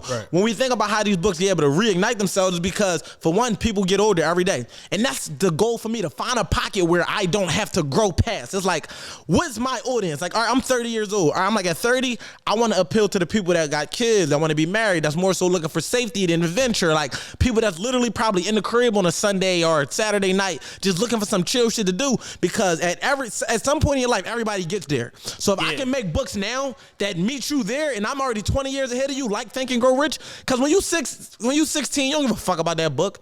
Fuck that book. When the NBA YoungBoy dropping? You get what I'm saying? Like that's when Lil Baby dropping. But when you reading shit like True to the Game, all these hood novels, shit that ain't got nothing to do. You ain't learning. Be more careful and all that shit. You know what I'm saying? But when you get to a certain point when these things actually become relevant to you, you want them there. You want them at you. So for me, Cheating is Not Cheating, the title was controversial, and people missed out on a lot of valuable game that can last a lifetime. But with the Art of Accountability, I realized I was like, all right, you know what? I'm a very controversial person by mistake. I don't be planning the shot. I'd never be like, oh yeah, I'm gonna say this. What I see outside looking in, and I could be wrong, you lead with shock in order to grab the attention, and 100%. then you pull them in with the substance. 100%. I was waiting to say you're wrong, but no, you're 100% right. No. All jokes aside, though, that's exactly what it is. I'm addicted to that shock factor, like what the fuck he talking about, or what he mean, because I'm so used to being misunderstood that I make it on purpose now. Because for me, it's like we all crave being under. You want to say shit and people get it, and when you feel like you're not understood, you feel alienated. So instead of allowing myself to let people make me feel that way, I said, you know what? I'm gonna say some shit that you gotta think about, because most people have mental activity but they don't think. Thought is an actual intentional process. What do you want to eat? Okay, now I have to think about what I want to eat. Mental activity is whatever pops up in front of you. It's just on your mind. Yellow bus, pizza, fucking microphone, whatever's happening, that's mental activity. People think that they're thinking but they're not. So for me, if I say something and it's so absurd that you have to think, I won. And that's the game for me. I want to force people to think. And that's why I said, man, like, I understand, like, you gotta, and I was gonna say this to y'all off camera, I said to y'all on camera, like, we gotta establish our dominance in these spaces. Like, I'm no longer playing the game of, no, I understand that I'm one of the most intelligent, well-spoken motherfuckers of this time. I understand that, and I'm walking in that, and I'm going to write in that, put my books in that, because there will come a time 100 years from now where somebody pick up my work and wish they knew me. And be like, damn, like how we look back on all of these, like, man, I did my fucking research on Napoleon Hill. If you read his Wikipedia, he a piece of shit. But that ain't what the book say. Right. You know what I'm saying? The book is this great legendary, no disrespect, because he's one of the GOATs, but I'm just saying. At the end of the day, I tell people this all the time, good information doesn't give a fuck who tells it. Nope. So I could get amazing advice. I've gotten amazing advice from crackheads, from dope fiends, from murderers, from people that would technically be labeled like the scum of the earth, but they gave me some shit great, that I remember Martin and Shaquille Sunflower? A man sleeps on the floor, can't fall out of bed. Like, damn, nigga. You see my face? Damn, that nigga got a point. I never thought about it like that. But no, 100%. I think even to Napoleon Hill, I'm not saying he a bad person. I'm saying that that's what the people. That's what the people say. That's been to me. His book, he's a great. This shit helped my life. This shit really put me on principles. You know what you made me think about when you just said that? Think about Nipsey. And how everybody acts with him now, you know, that didn't act like that when he was alive. And then it's like he's going out, it's like, damn, so the prolific Tat made all the sense in the world. He was that prolific. He was that prolific. You know what I mean? And he said it coming into this year, like, we kind of got to that place with this podcast where it's like, doing this. Like, we can talk. We're the best at this shit. And he's like, I'm down to make enemies with anybody. Yeah, I mean, because you almost gotta be. I don't care who I offend. I don't care who's bothered. Like, some things just have to be said. But it's like, why be bothered? If y'all want to establish your dominance and y'all backing it up, why be bothered? Why not get inspired? Game now. Everybody's bothered. I get inspired by that type of energy, bro, because but we're the exception. We're the exception to the rule. No, I could respect that. So I feel like we went 40 or 5 minutes and then talk about relationships, right? But I've been holding this thought. I was gonna make an Instagram video, but I said I'm giving this to TRPE, right? So I was sitting here and I feel like there's a lot of content about, you know. So, I had a question about the whole relationship sphere and all of that. All right, let's do it. Maybe it ties into it. All right, say less. What are your thoughts on this 2-year conversation about men versus women, gender roles, submission versus slavery, and intersexual dynamics at large, and are we getting anywhere? All right, cool. So that's a compartmentalized. So all right, what was the first two dynamics to it? Because I feel men versus women and gender roles. All right, so I feel like gender roles are necessary. Like, I feel like there are things I don't care. So all right, let me not use the word. I hate the term gender role. I think tasks are necessary for men and women to complete, because men are naturally better at certain things and women are naturally better at certain things. If you have a team-oriented mindset, it shouldn't matter. It's the best person for the job should do the shit. If it's about, I cooked 5 times, you should be cooking 2, or I paid this, so you should pay that. It's like, now we being more divisive than being cahoots with each other. tit for tat at But this I point. feel like the conversation, I'm burnt out with it because it's no progress to the end of the point. Yeah. It's like people just want to talk about this shit. And it's like, for me, the art of accountability is like, what are you going to do about this shit? Like, we can talk about it all day, every day, but what you going to do about it? You understand what I'm saying? It's like, if you don't want to do nothing, I don't want to talk about it. But I feel like as far as in a role, no, for real though, it's like, that's real. It's, at this point with it's like, and I feel like you got to also remember who's having the conversation. So there is pits. It's like people who stay stuck in that space, but it's also people who just get in there. So if I realize like, yo, I don't even recognize none of the people. We was talking about this 2 years ago, but this is a new group of people. Okay, I'm stuck. Let me get the fuck about it. Yeah, let me out the car. Get me out of this fucking car. So it's like, you got to be able to acknowledge that within yourself and realize if you still having that talk and you ain't getting nowhere, you might be talking to the motherfuckers that either ain't going nowhere or they just got here, so they excited about it. They just got cheated on. They just going through their first breakup. So now it's fresh to them. I wrote the book for them people. I ain't talking about that shit no more. You know what I'm saying? For them, I ain't in it. I think the biggest thing when it comes to the relationship thing, and I'm with you, I'm completely 100%. because this is the reality. My relationship isn't your relationship. 100%. It isn't his relationship. It isn't Daniel's relationship. It isn't this person. It isn't no one's. So there is no right or wrong way that I can express to you for how to do things that work in my life that might not work in your life because y'all dynamic. Dan, add the claps, Dan. We are. All, I got it. Dan, like, Dan said, nigga said, I got you. But true story. One day, I literally, and I'm not gonna mention the restaurant because they don't sponsor the show. But I was going off one day about a seafood restaurant and how good it was, and how good the crabs was, and how good the shrimp was, and how good the clams is, and how good the this, that, and the third. And I'm telling Chad, I'm going for like 5 minutes just for me to get done to Chad. Like, I'm allergic to shellfish. And I'm like, right.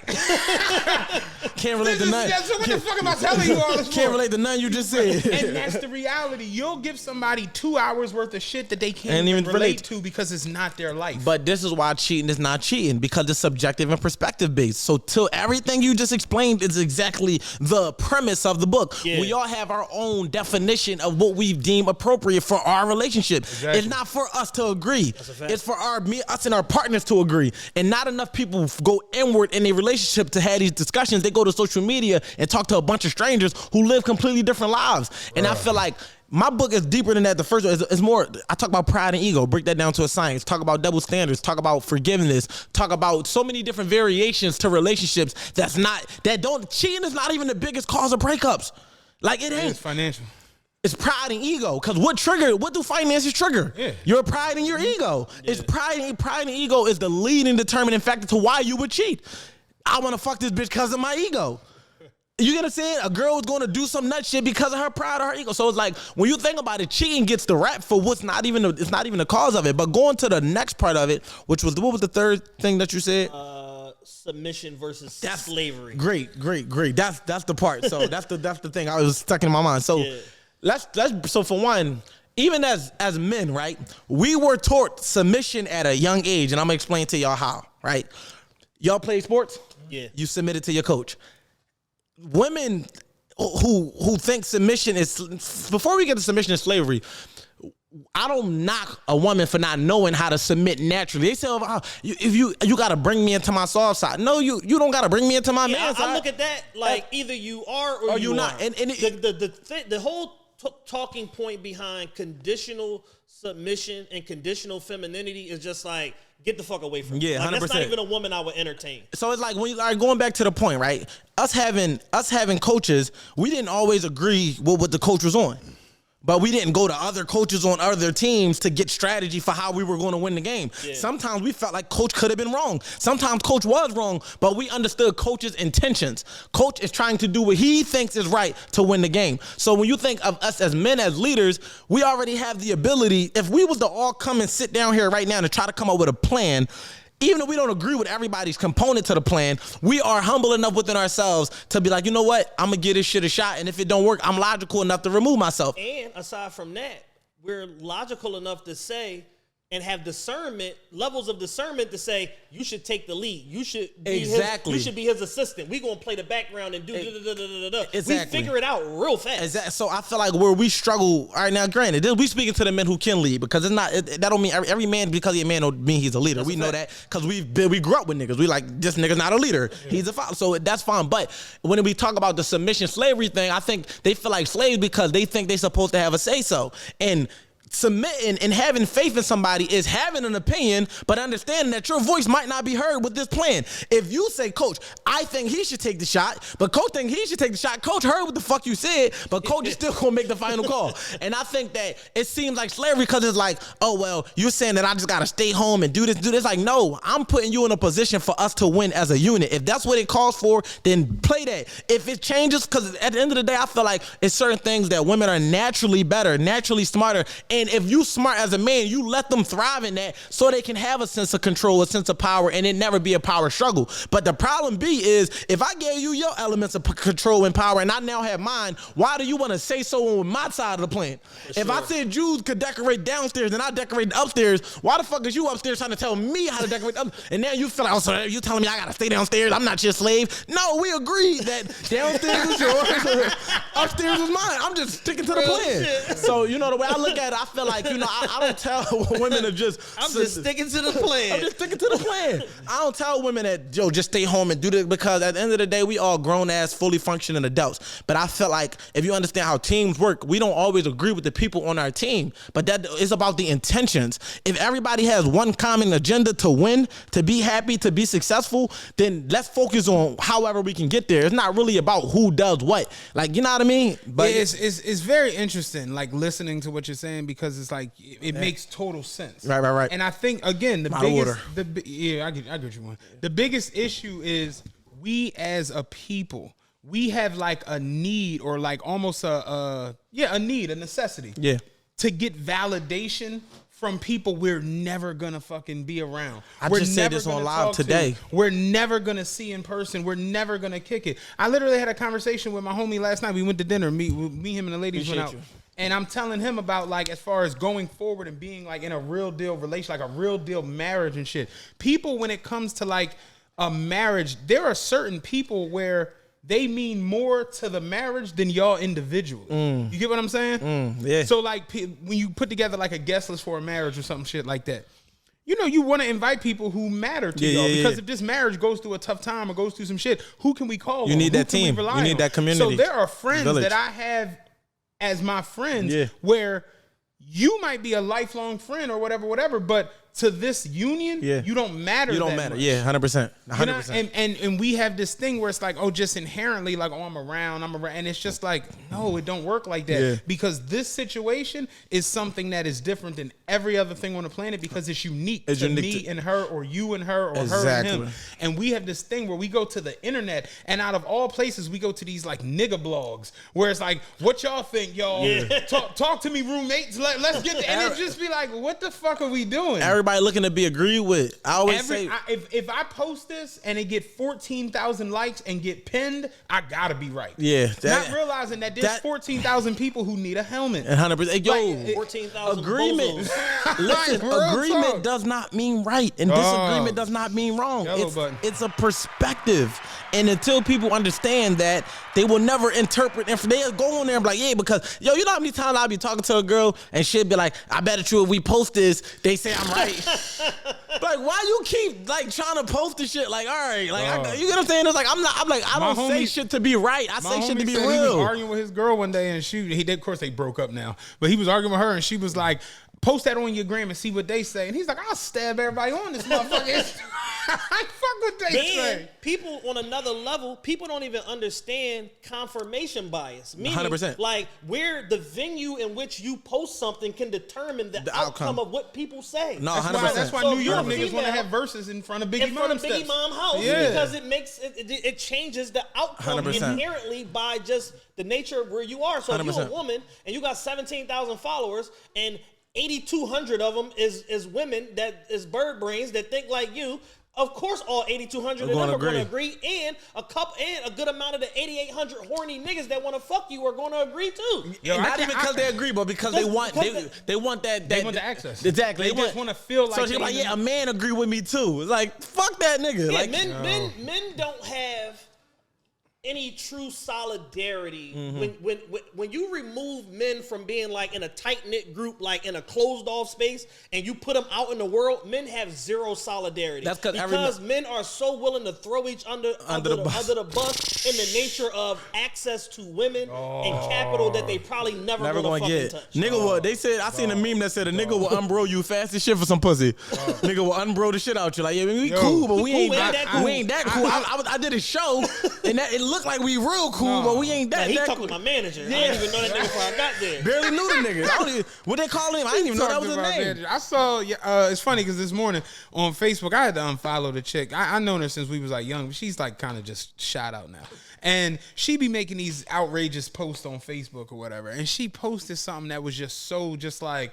And I looked at the comments, and it's niggas in there like, no, you talking that real shit though, boo. Don't let them hate on you. And I'm just like, what is happening? Yeah, niggas are crazy. Like, and niggas are horny. That's really it. Niggas are horny. And that's like, it. For and you gotta understand, man. Like those the type of ones that make the video that be like, oh yeah, if you're a guy, your girl, you should be able. It's like, what are you talking about, bro? Like, I see one thing about my content, I never dissociate myself with being a man. It's not a video on the internet of me calling niggas ain't shit, telling niggas how to be men, unless it's with positive influence. Yeah. But I understand that I'm still a man and we still men, and men still see, because the thing is, because niggas is not leaders in their own right, they will follow anything. So it's like, it's a small percentage of men that's actually gonna stand firm, even if the majority, even if the group of women, even if it might risk you getting her number or getting some pussy and still stand on. Most niggas ain't gonna do that. They gonna compromise what they believe. Oh no, yeah, she right. And it's like, bro, like, you ain't even got a backbone. So ultimately, she still gonna fuck with niggas like us, because she, even though she arguing us down, she just wanna change how we think. Exactly. Yeah, but she still respects. I think we've reached a real nasty like time period at times where like men are almost at times afraid to just be men. Like, to where it's like, I don't want to ruffle no feathers. Niggas is shook. Yeah, it's shook ones. Like, niggas is real, like Hennessy jerseys. No, I understand that. You know, because you're going to get attacked. If you say the wrong shit, you're going to get attacked, 100%. And you know, me personally, I just sit back and a lot of it I just see is like internet fodder. And I don't really pay it's not real. Or whatever. Yeah, like, I don't really pay none of shit. I don't listen to these people. I really don't. And that to me was like how you talk about your maturation. Like, when my life got like really, really good and I got really solid in a lot of things, I dead ass cut who I like listen to down to like 8 or 9 You people. got to. Like, the outside world don't even matter. Exist. Yeah. I don't give a fuck what these people think. I don't give a fuck what they feel. Now, if you fuck with me and this and the third, yeah, that's cool. And I you know, it shows and it resonates. But at the end of the day, I can't live my life trying to appease thousands of people. That's just dumb. And you used the key word. You said matured. You got to also remember how so many people did not grow to your level yet. So they're still receiving information at the age that they're at, even if they're 10 years later. I came across a podcast the other day just because I seen it online. I was in the mood. Like, let me listen to some other content. And I'm listening to it. And I mean, like, it's a group of young guys or whatever. And I mean, like, 8 minutes in. And I'm like, none of this shit is factually correct. Yeah. They're just making up facts. They're just saying things. Yeah, and statistics show. Yeah, and nigga, what statistics? Yeah, and they're talking like source. Trust me, bro. And use words like that, you know it's fact. Sources, statistics, and studies. Yo, the 3 words you use when you're trying to confirm some shit. In like 8 minutes, they went from watches to cars to women to life to, it was just like all over the place. And I'm like, yo, there's no real basis to any of this shit. No, and they had like 3 or 4 moments where they were like throwing out facts that I'm like, I know that's not And I go real quick, just a simple Google search and go into a CNN poll, and it's just like, yeah, I know that wasn't right. 80% of men by the age of 25 is millionaires. Nigga, like, I know that ain't right because I ain't get my M yet. I'm waiting on my I'm M. 30. You know, Philly got more millionaires than any other city in the United States. Yeah, like, hold the fuck up. That can't be right. I don't know none of these niggas. Mike Rubin was only number 17 on Get the Bag. Like, it's just my old head richer than Rubin. Okay. When they had Mike Rubin number 18, number 11 on the when they list. had Mike Rubin number 18 on the Get the Bag list, I was like, yo, we cooked, yo. We tell L to get the bag. Yo, Mike Cuban was 18. No, dog. but the thing Mike about Rubin. the motherfuckers with within that too, and I look at it like, man, like a lot of people, everybody's so rushed to talk about their experiences before getting all the way through them. Like wisdom really is acquired through time. Like we go through the moment. The first time you go through some shit, you don't know it well enough to teach it. Yep. But everybody is teaching it the first time. I'm literally just understanding. And I was one of them niggas at a point in time. Like I experienced some shit once. I think I didn't became. I hit my apex at this shit. I'm about to put out an ebook, and now I'm like, yo, damn. Like the first time you go through it is for you to experience that. Then a second and third time, that's when you start to do it differently. And then you shape your perspective because what we were first taught isn't always right. And you got to unlearn and relearn new information to be able to have a broad perspective. The reason because like what people understand about me is I'm not a perspective person. I'm an objective person. You got subjective, perspective, and objective. Subjective is however you view it. Perspective is the way you see it. Objective is what the fuck it is. The fact of the matter is this is a microphone and we're on a podcast. We don't have to argue the details of that. Now who got the best podcast that's perspective and subjective based on how you view it and your perspective and on what it. You come into this wanting to get walk away from it. But the fact of the matter is we're on a podcast. When I look at relationships, life, everything for me is I got the ability to know my perspective. Like this is how I personally feel. But I also see the objectivity in it. This is what it is. This is how this goes. This is how that goes. And when you look at the law, that's why in cheating and not cheating, I used a law example about between capital murder and manslaughter because the law is one of the few things where emotions don't matter. Don't matter how you felt, why you stole the chicken. Nigga, you stole the chicken. You're going to be penalized for what you did. Right. When you think about relationships, it's a little more gray because it's based on how you feel. So the example for me was like, all right, let's just be honest. Let's take away your experiences of how you were cheated on and that dog ass nigga that dogged you out and the bitch that did you, the chick that did you dirty. I'm working on myself. The chick that did you dirty, because I gotta stop saying that word. Like I can't be talking about one of the greatest of all time and I can't use my vocabulary. The chick that did you dirty is like, let's look at the facts of what happened. You know, you went and got this girl pregnant. You know what I mean? That was out of pocket. Like, you know what I mean? All right, yeah, she went on a girl's trip and she had sex. Now, both of y'all are wrong. But the fact of the matter is, capital to me is when you do things that's not, you can't come back from. It's like it was emotions attached to it. You were cheating with the person over and over again. Y'all have a connection, a relationship. There's a life-changing thing that happens as a result. We can't rekindle this, but a one-off of some bullshit is worth the conversation. And would I say the relationship survive? Yeah, who knows? I'm not saying it will, but I'm saying that they should be viewed differently. The same way if you steal a candy bar, it's going to be looked. They both crimes, but you're going to look at stealing different than you're going to look at any type of form of aggression and violence and you know what I mean? But that's the objectivity in it. The fact of the matter is cheating is not cheating because it's not just, oh, you text her and that's just as bad as the fact that, you know, she went and got some from this nigga. Yeah. No, they two different conversations, although both can be deemed cheating depending on who you asking. And depending upon, all right, if she did what she did after knowing that you text this girl and then she went on vacation and had sex with somebody, what she did is punitive in nature, which makes it intentional. That's strategic. And it automatically lessens what you did. 100%. What she did. Even in reverse, but yes, because now this is a calculated offense. Like you literally premeditated your behavior because you discovered something and now you acted off of what you discovered versus you just being genuinely, like I wrote in my second book that, you know, I cheated before because I'm taking accountability for my actions. I'm like, at the end of the day, it had nothing to do with my girl. I loved her. Like, I don't want nobody to question the love I have for her.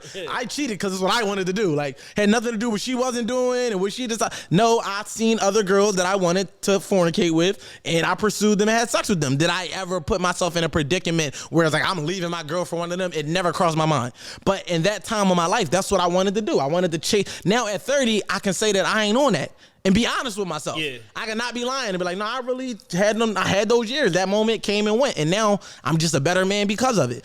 But yeah, man, I don't know, man. I just feel like where we at in time, I feel like it's a very strange time where it's like you just don't know what to believe, what to understand, and if you play the internet too much, you get lost in life. Yo, a lot of shit that happen on the internet don't happen in real life. Like really think about how scary the internet is. Listen. And then you go out in real life and none of the shit that you think about in your comments happens to you when you coming out of Target. Ain't nobody that walks, fuck you, nigga, you said that, never happened. Yeah. But in your comments, there's going to be somebody in there saying, fuck you, you stupid, you biased, you this, you are. Then they got these words I hate. Oh, man, you're narcissistic and toxic masculinity and manipulation is a word that's been around forever, but it's just overly saturated. Everything is manipulation. Then what is the other one? Coercion is the other one. Coercion. They using that now? Yeah. coercion is a thing? Coercion, like they have this thing. There's a movement now with reverse consent where they're saying, where radical feminists are saying, if you use the game or being like a slick guy in order to have sex with a woman and then you didn't follow through on what you told her, she can reverse her consent because you coerced her into having sex. Yeah, like and had she known you had a rack of bitches, she wouldn't have had sex with you. So technically, you coerced her into having sex. Logically, it makes sense. But I don't understand how it applies to, like, basically that's saying I'm going to strip all accountability for my own decision to have. That's exactly what it's saying. It's like you're basically saying that every single woman walking this earth has to be labeled a victim because now I'm going to say that you had no power in your thoughts and you had no consent because you were consenting on false premises. You know how many niggas then bought shit and paid for shit on false premises? I know niggas chasing pussy from high school. They've been taking care of that shit for 12, 13 years and still ain't get the chick that they chasing. And is that not but whatever. That's a conversation for, I guess, another audience because that ain't my fight. I'm not fighting the feminists. That's not my battle. If that's y'all logic and how y'all see the shit, it don't apply in my reality. I feel like the way the world is now, you can make your own rules. 2 quick points just to kind of put a bow on the whole relationship topic. One, I'm like you. I'm like team men like to a fault. Even though I know that men I ain't say that. I'm team men to a fault. Yeah. Like, and that's something that my girl hates about me because it's like when we have like these little debates and stuff in the crib, it's like I always find a path to see like the men's perspective in something. Mm-hmm. Even though I inherently understand like niggas can be flip-floppy, wishy-washy, sell niggas out and all that, I just speak to the handful of men that I feel like are living in their purpose and are the exception of the rule that I feel like I'm the exception and I'm always stick up and stand up for those men. Right. So that point. The second point is just in relationships in general, I believe in a principle of benefit of the doubt based on reputation. And when it comes to like the submission topic, it's like, yo, if I've only giving you good advice throughout the course of this relationship, whether it been a year, 2 years, 3 years, 4 years. The one thing that you come up against that I'm telling you to do or asking you to do that you may be unsure about, why wouldn't you just agree 100%. Just for the simple fact that I was right about everything else? Yeah, 100%. Why not give me the benefit of the doubt based on the reputation that I've constantly led you down a positive path the whole time that we've been together? And I feel like, to your point, I promise you, like, that's literally my mindset with that. It'd be like, if I gave you no reason to not trust me, why don't you trust me? Yeah, why start now? At this point, I'm being punished for something I didn't do. Because who are you comparing me to when I'm receiving this lack of trust? If I gave you no reason not to trust me. If I've been nothing but honest and upfront and communicated and led well and always had great intentions, that's why the intentions matter, because at this point, what do you have to question? And if you still have questions, that becomes an internal battle, because now you have to ask yourself, why does this any different than the other 100 times that he was right? What part of me is this triggering, and who am I punishing him for? Because that's the reality of it. A lot of us, like, again, I'm a man, that's what I am, but I'm not gonna say I'm team man. I'm objective. Women are right in certain things. Men are right in certain things. Because I'm a man, it's natural to try to hear a man out, because most of the time, a man might not know how to articulate his behavior, but because I'm a man, I understand why he did it. Like, he did that because I get it. But now me not being a woman, I have to work overtime to understand certain things about their nature, their biology, and how they made and how they wired psychologically, so I can now be objective enough to see different points of view. But getting all the way back to the trust factor is like, who am I being punished for? Who are you comparing me to in this moment to where you're like, I trusted you up until this level. Okay, who broke your trust at this level? Because I'm undefeated. Now, if I fuck up, hold me accountable. Hey, look, you did that bullshit that one time I let you flip my taxes. You never brought them back. That's why I'm not giving you this money. Ran off on a plug. I understand. Like, I wrote myself in this position, but now, you got to regain that trust. But if I never fucked up, why you treating me like I did? That's not fair. You wouldn't want me treating you like you fucked up based on the actions of a chick in the past. So, don't do it to us. Yeah, real. I've never asked this question during any episode that we have, but I think that you're equipped to answer it.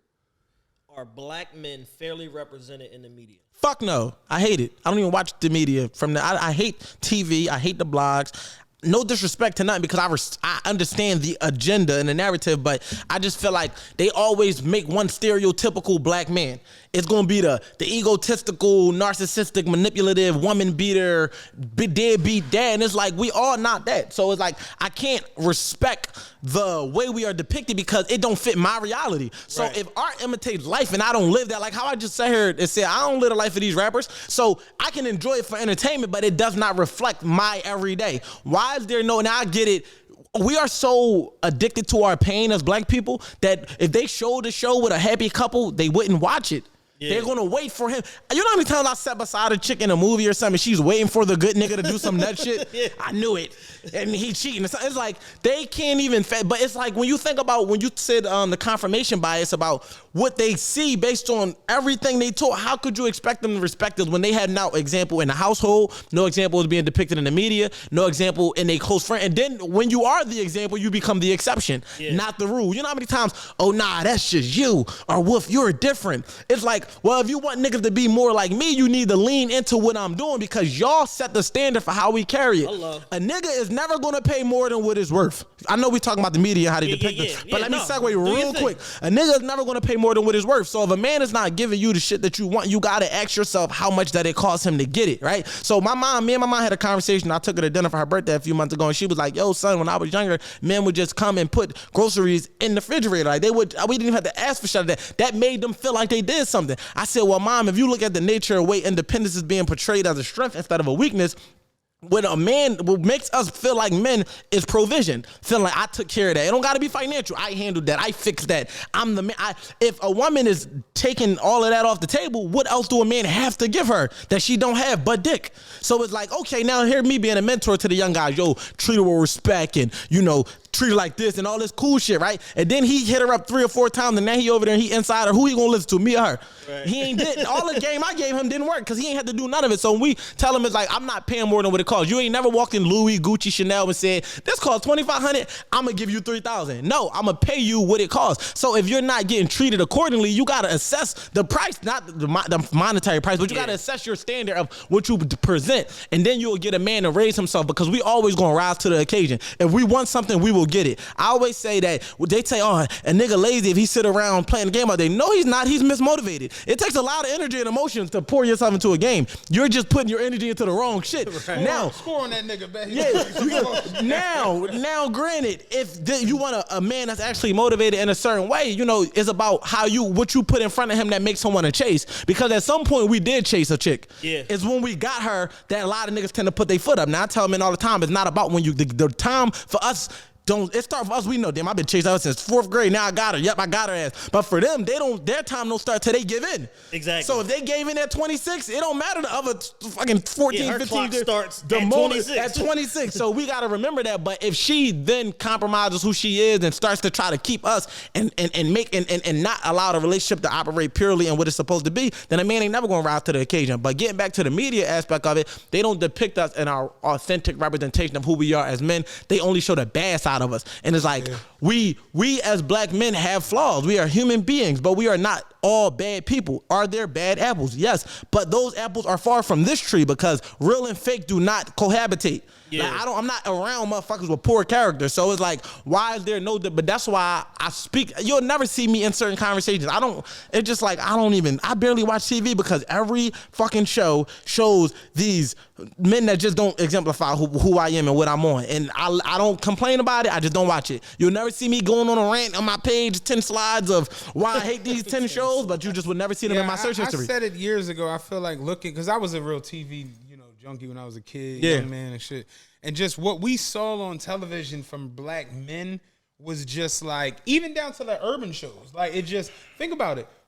Family Matters. Carl Winslow was a police officer. Yeah. Fresh Prince, Judge Banks. That was a lawyer good. And a judge. Yeah. Look at New York Undercover. Malik Yoba was like the coolest nigga on the planet. He was a detective. Yeah. And it just, not even necessarily on the law side of things, just in general. Even Everybody Hates Chris, his dad had a regular ass He was job. a provider. Like, we saw these men, and then once the reality show shit kind of kicked into high gear, now it's the same shit all the time. It's ridiculous jewelry, ridiculous haircuts, and the people who we kind of like big up and the women lust after, they're always involved in some nonsense. No, they're involved in court and law and going to jail, going to this, so it's like It's fucked up as it is. It do be a representation of like what's going on in like the world at times. Whose world? Right, but that's what I'm saying. But that's the world they show people. Yeah. So that's the world people kind of think exists. So if art imitate life and life imitate art, that means you do what you see and you see what you do. You basically in reverse. It's like you see it on TV, so you did it, but they saw it somewhere, so they put it on TV. But it's like now everybody that's on the receiving end of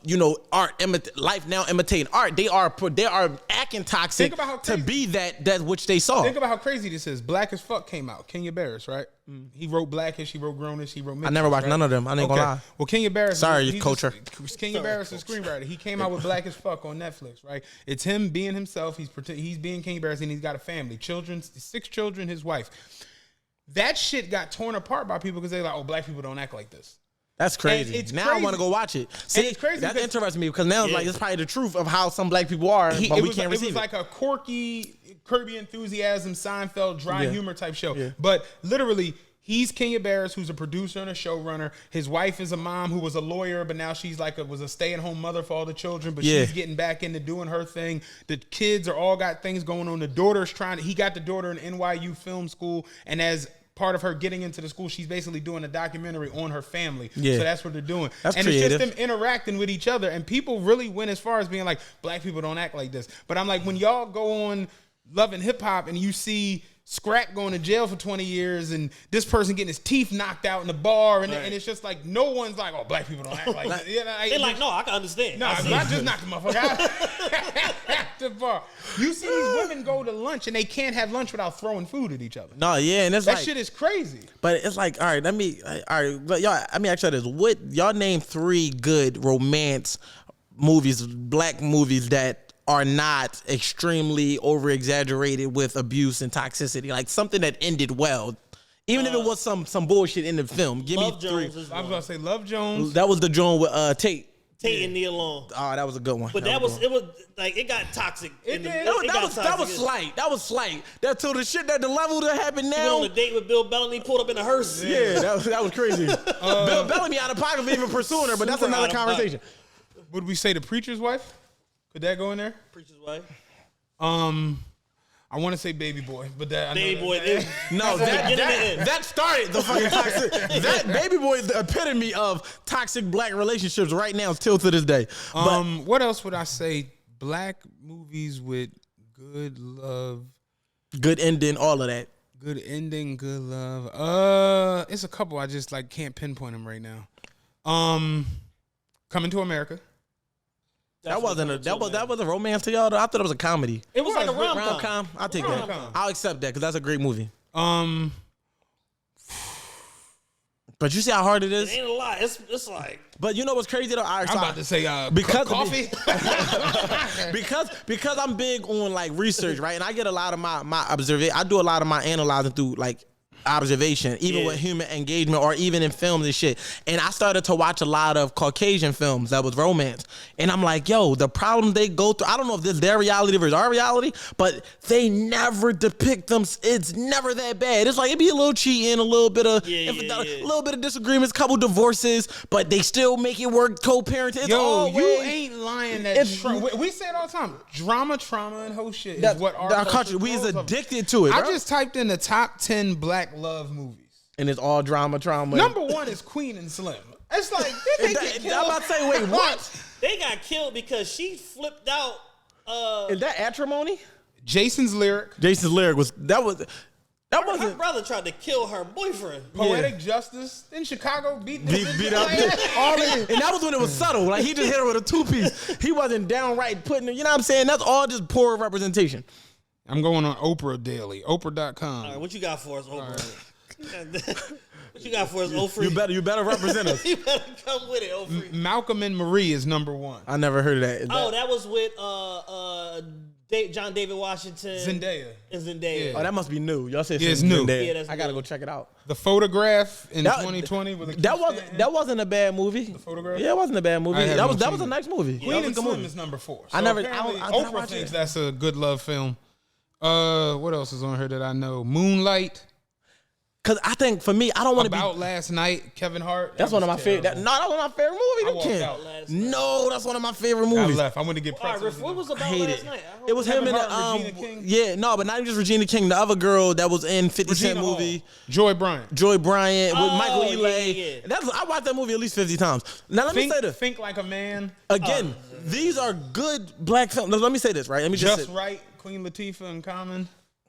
It was a little toxic. I can't remember. Why I did can't I remember. get married? How is that on the list? Like The title is itself why, but it was a good them. So again, they all classic that I love. I love all of them. So I'm Yeah. not gonna stand in front of them like I don't love them, and I don't want to be delusional to the reality of the shit that a lot of our communities face. Daddy's but I'm like, Little why Girl. is that all they show? But here go my Can we have problem. anything to go to combat it? Just a little where's our like one. black and I- sleepless Can in we get Seattle? one? And I like Daddy's Little Girls. Yeah. Idris Elba and Gabrielle Yeah, Union. that was I good. thought That was good. That but was a good job. In reality, he's a black man who went to jail for a rape he didn't commit. She's a stuck-up lawyer who doesn't want to give him a shot because she feels like a nigga with 3 kids is beneath her. The 3 kids he has with a baby mom who's running with a nigga who has a Chrysler on 29s and is running the Keep project. pulling the blicky on him. He's pulling the blicky on. That's some mailman's out here reality. It's a mailman out here going through that right now. He's living that exact storyline. He said, "Live, money. You keep coming at me like this." Then that nigga look like Jay Prince on my trip. This gangster nigga that looked like Jay Prince. That be my Ray problem with Ray these Prince. movies. Yeah, That be my Ray problem with Prince. these movies. Is it's always that character that's the excessive thug. Yes. Where it's like, why do he gotta have the Chrysler On on 29 is crazy. with all these chains? Yeah. Remember all his goons? He's sitting there smoking weed with Tasha from Why Did I Get Married? And the kids is in the room like, I don't want to be here. He like, well, you here? No, It's like, why the stepdad gotta be that nigga? Like, why is he my all the stepdad? time, man? But I think that's what I want to do. Just pose the question of thinking. Like, Remember the nigga came up short with the bread? They started rolling on him in the crib. Like, why y'all beat the nigga ass in the condo in here. with the kids right At there? least go on a porch. At least take him outside. At least have some class and etiquette with the shit. Like, You it's gonna just stump the nigga these out? movies and it's always that shit. It's That violence, it's thug, toxic, that shit be annoying. And I as just fuck. think we represent so much more. So I'm so because I don't like being divisive. I don't like the men versus women conversation because we can't get nowhere because it divides the household. Yeah. But I feel like in the media, everybody is so used to it that they literally look for that. Like, yo, it's like you will go on the internet looking for people to disagree and agree with you And it- to be divisive. Bro, it's a never-ending conversation because, like we said, like we preface this with, no relationship is one size fits all. Nah, it's And not a these tailored people approach. speak as if it's like these are the rules of success. Exactly. Like, this is what's gonna get your relationship right, and it's like y'all are wrong as fuck. And that's why I speak to having a good character because character is character. It's like intentions is intentions. Like Yeah. morals is morals. Values is now. Granted, different cultures have different values, but it's some point at a baseline where everybody agree of something. And I feel like if you live your life to that baseline, it don't matter what's going on the surface because beneath the surface, we all literally still trying to figure it out. Ain't none of us really got it all figured out. Okay, He found one. Brown Sugar. I thought that was a good ass Brown Sugar was good. love movie where Yeah. it wasn't much trauma. I even liked the new series of the shit that just came back out. Best Man. I liked it. I liked it a lot. I liked it. It was authentic. Okay, yeah. It was authentic black I thought shit. it was good. Yeah. I literally sat there and smiled. Even certain little Jones like breaking all the rules that was a little funny to me, but it had Tuka play that game, the little petty shit. Like that's authentic black shit. The Like last movie they have on there is Love and Basketball. And you don't like that? That was toxic. That was a toxic ass movie. Let me think. we back. got enough money to keep your ass in Gucci and gold. Like, then When you think about it at a mature level, I can see the Quincy toxicity. Quincy told the girl, "I'll play you for your love," and dunked on her. Quincy I would've done that too. What the fuck? Quincy McCall leg was shot. That nigga turned into fucking Thomas Shepard when it's time to play for his heart. Like, that's a crazy. Oh, you gonna play for some love? Oh, you gonna play for some love? Check rock, bitch. I got Getting there with a little elbows and shit up and under. post up. Nigga threw it off the backboard. No, but I think ultimately, man, like it's like that's my whole thing. Like every time it's us in the media, it's always we only accept a low vibrational version of ourselves. Yeah. So at this point, can you be mad at the makers when they go off data? Y'all niggas looking at your Patreon, y'all looking at data. Okay, 35 to 44, doing this, doing that. Okay, these are the people that like what we do. Yep. So when you think about it, it's like they catering to what we expect of ourselves, and we got to raise the standard of what we see for ourselves. Like, it's not a problem to want more. Yeah. It's not like, why am I got to be a sellout because I don't want to be down here on the corner? He sold us out. Bro, I'm in school. Like, I'm trying to be. I'm trying to better myself. Better than yourself, you gonna get. But it's like, that's why we gotta keep fun. That's where the generational wealth coming at. You gotta. You had that. Who's the old head in y'all hoods? That was that guy that was just different than all the other old heads that kept you on the straight and narrow, where you knew, like, if we see Mr. Such and Such, we gotta put the L out, or we can't fight in front of him. Yeah. You need that guy to keep the community honest, because if not, it'll be a disaster. Because community is togetherness. It's not supposed to be something where it's like, it gets to the point where it creates unity of us versus them if you're not from the community, but inside the community is supposed to be love. You're supposed to have people of all, polarity is real. You need them nut-ass old heads that'll put a gun in the kid hand so that the old head who wants to retrieve it from him can exist. Because if it's no gun, then he has no purpose. So everybody serves a purpose, but it's like, we need to show more of that guy, highlight that guy who actually is out here trying to be of substance to these young people, black, both men and women. Right. You know what I mean? And yeah, man, I don't know. That's y'all. Maybe y'all should make a film and we should collab on some try a healthy experiment, a healthy family, no divorce, no cheating. Have Wolf pulling up in a Chrysler on 30s. Come in, Monty. Silly as shit. What you hear is crazy. Yeah. I don't want to be here. What you hear is a crazy statement, man. But I don't know, man. I just feel like all in all, we are making progress. I do want to say, like, there's a lot of black people doing some amazing shit. We got platforms. And I feel like we are so diverse because our culture is just like that. Like, we naturally got a bit of everything. We not bland. We literally flavored. Yeah, we got the sauce. That was the best word to use. We literally have the sauce. And I don't want to keep being mad at each other. Like, let's embrace the fact that all the other cultures look to us to establish dominance in these places. Like, they literally take the sauce. But we so want to be accepted that we are okay with them taking the sauce. Yeah. And I don't have a problem. I'm not even going to act like I got a problem with it, but I also have a problem with my brothers doing it either. Yeah. Like, we be having some real deal talks about culture and media, and you give out game, I give out game. Literally, I told you when we was sitting at my show, I'm like, dog, like, you one of the most, like, he really noticed back end shit, how these fucking platforms, this shit working, how to get paid, and gave me all the game for free. He didn't, it wasn't a hesitancy. It wasn't, he like, yeah, you get this mic, get this roadcast, get this, get that, get that, shit that I know nothing about. And I feel like that we need to highlight that type of shit. Why is it get it and hold it? Yeah. He ain't put it in the ebook and say, Wolf the Drone Toy. Now, I'm not saying there's nothing wrong with putting it in the book. Like, here you go, bro. But you understand that I'm serious about it, so you gave it to me for free. And I think at least when we get to that level. You're gonna do something. That's what I mean by serious, 100%. I'm saying, so if it was another motherfucker that I feel like ain't gonna do nothing, all right, my consultation fee is $100 an hour. Yeah, 100%. But for somebody like you that's already in practice and we share best practices or whatever, and we got a genuine relationship prior to this, right? To this, it's like, I'm a lame for trying to, come up off of you. But our culture don't understand the difference. Yeah. We think that they say the game is to be sold, not told, but it's like, is it generational wealth if you got to sell it to your kids? Like, if I gotta sell it to my kids, is it really generational wealth? That sounds like generational taxes to me. Motherfucker, you want to learn how to set up a trust, son? All right, that's fine. Check your text message. Send you a link. That's my link tree. Go ahead and click $499. Click my link tree and go ahead to the third link. It's gonna walk you through the funnel. It's the trade line sauce on there too. You know what I'm saying? $4.99. And because you're my son, I'm gonna throw in the ebook. Motherfucking what the boy? Give a one-time promo code for the ebook. What the boy say on at Best Buy? The sauce is forever. Yeah, yeah, that shit is real. But yeah, man, I don't know, man.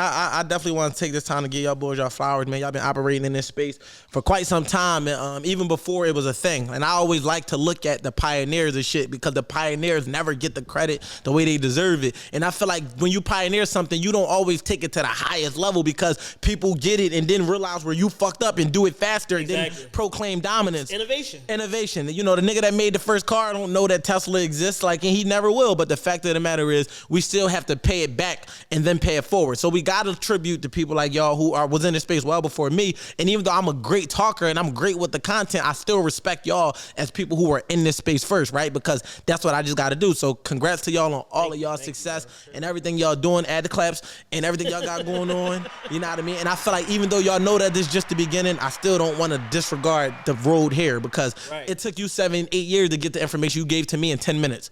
And I don't take it for granted. And that's why we pay it back and then we pay it forward. So the fact that it took me 10 minutes to get it from you. It might take me 2 minutes to deliver it to that next young boy.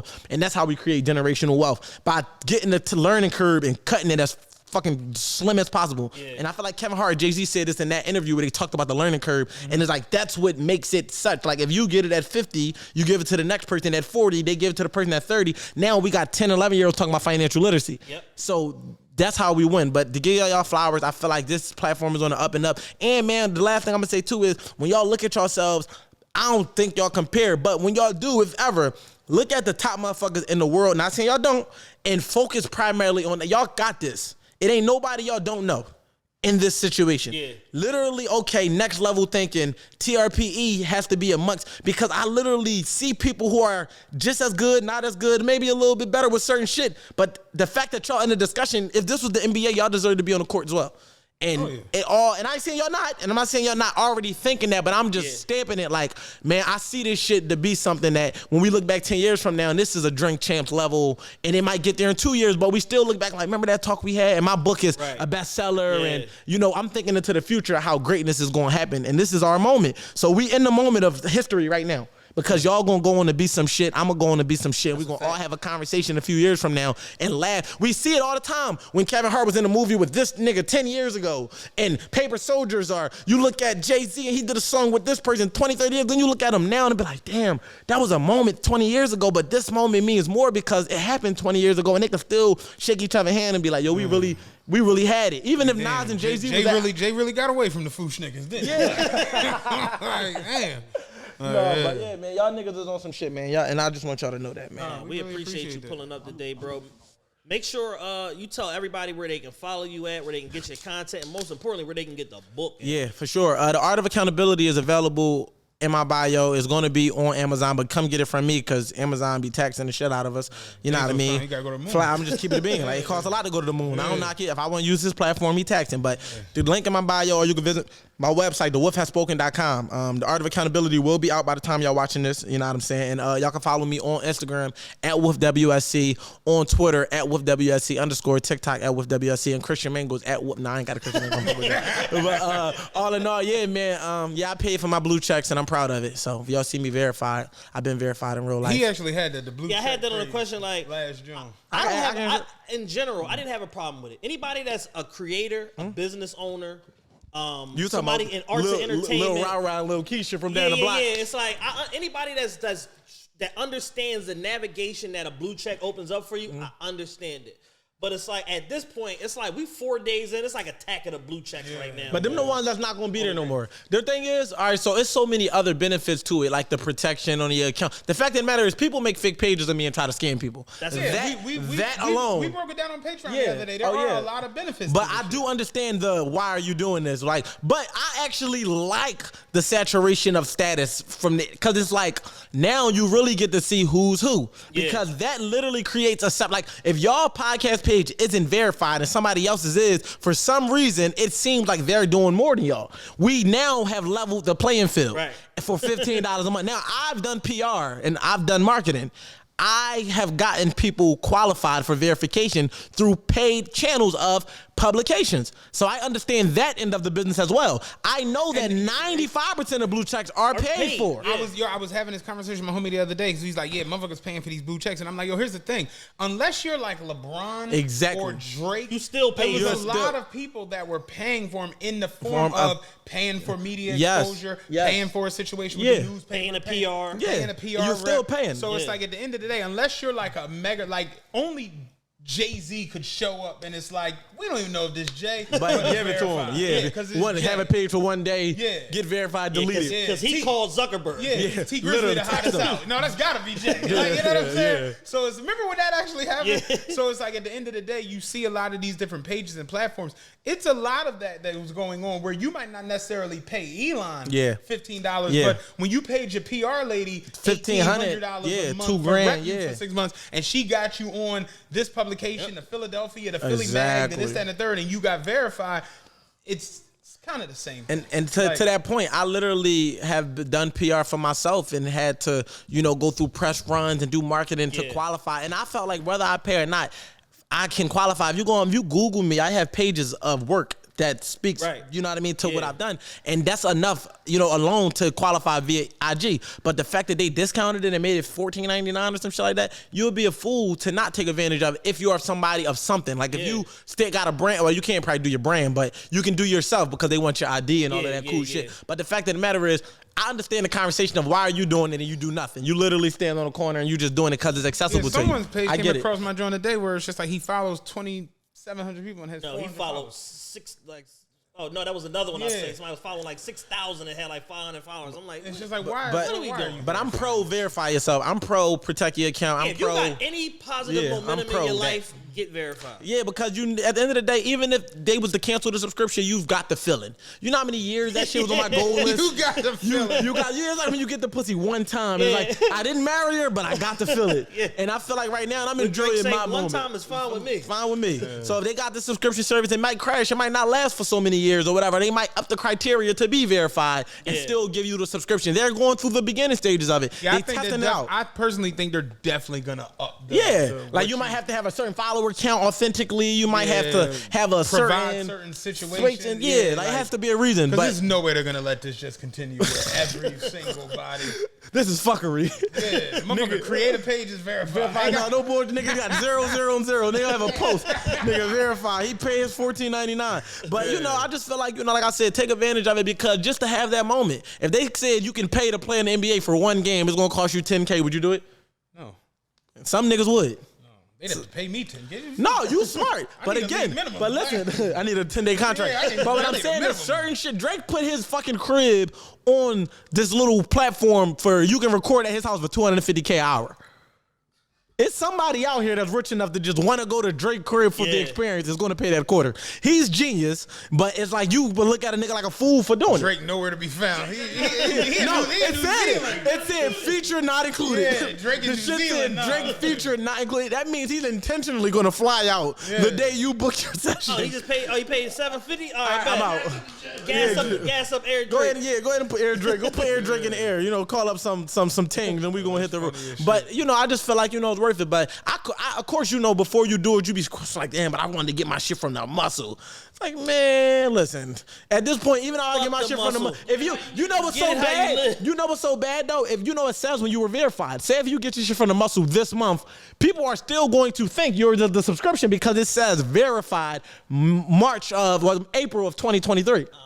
So there's no way to say who's anybody from I told you, I saw anybody people from the- today moving I saw forward. people the other day were posting like when they were verified. To I've been prove that verified since 2012. 2020. I've been Exactly. verified since 2014. But say the kid that goes on to be a phenom in basketball, he gets verified this month. Nobody knows if he's the subscription or the official. yeah, LeBron was even saying like, I'm not paying for this shit on Twitter, so holla back. He's Oh yeah, like, y'all can take my drum. Yeah, Bron, like y'all can add a blue check. I'm Bron. You know what I'm saying? Like I got a fucking network. But I don't like, think it's a status symbol. I just Yeah. think for me, it's just like I'm tired No, of people that- DMing me like I cash apped you. No, you didn't. Yeah. You not cash app me. You cash app Wolf _ WSC. That is not me.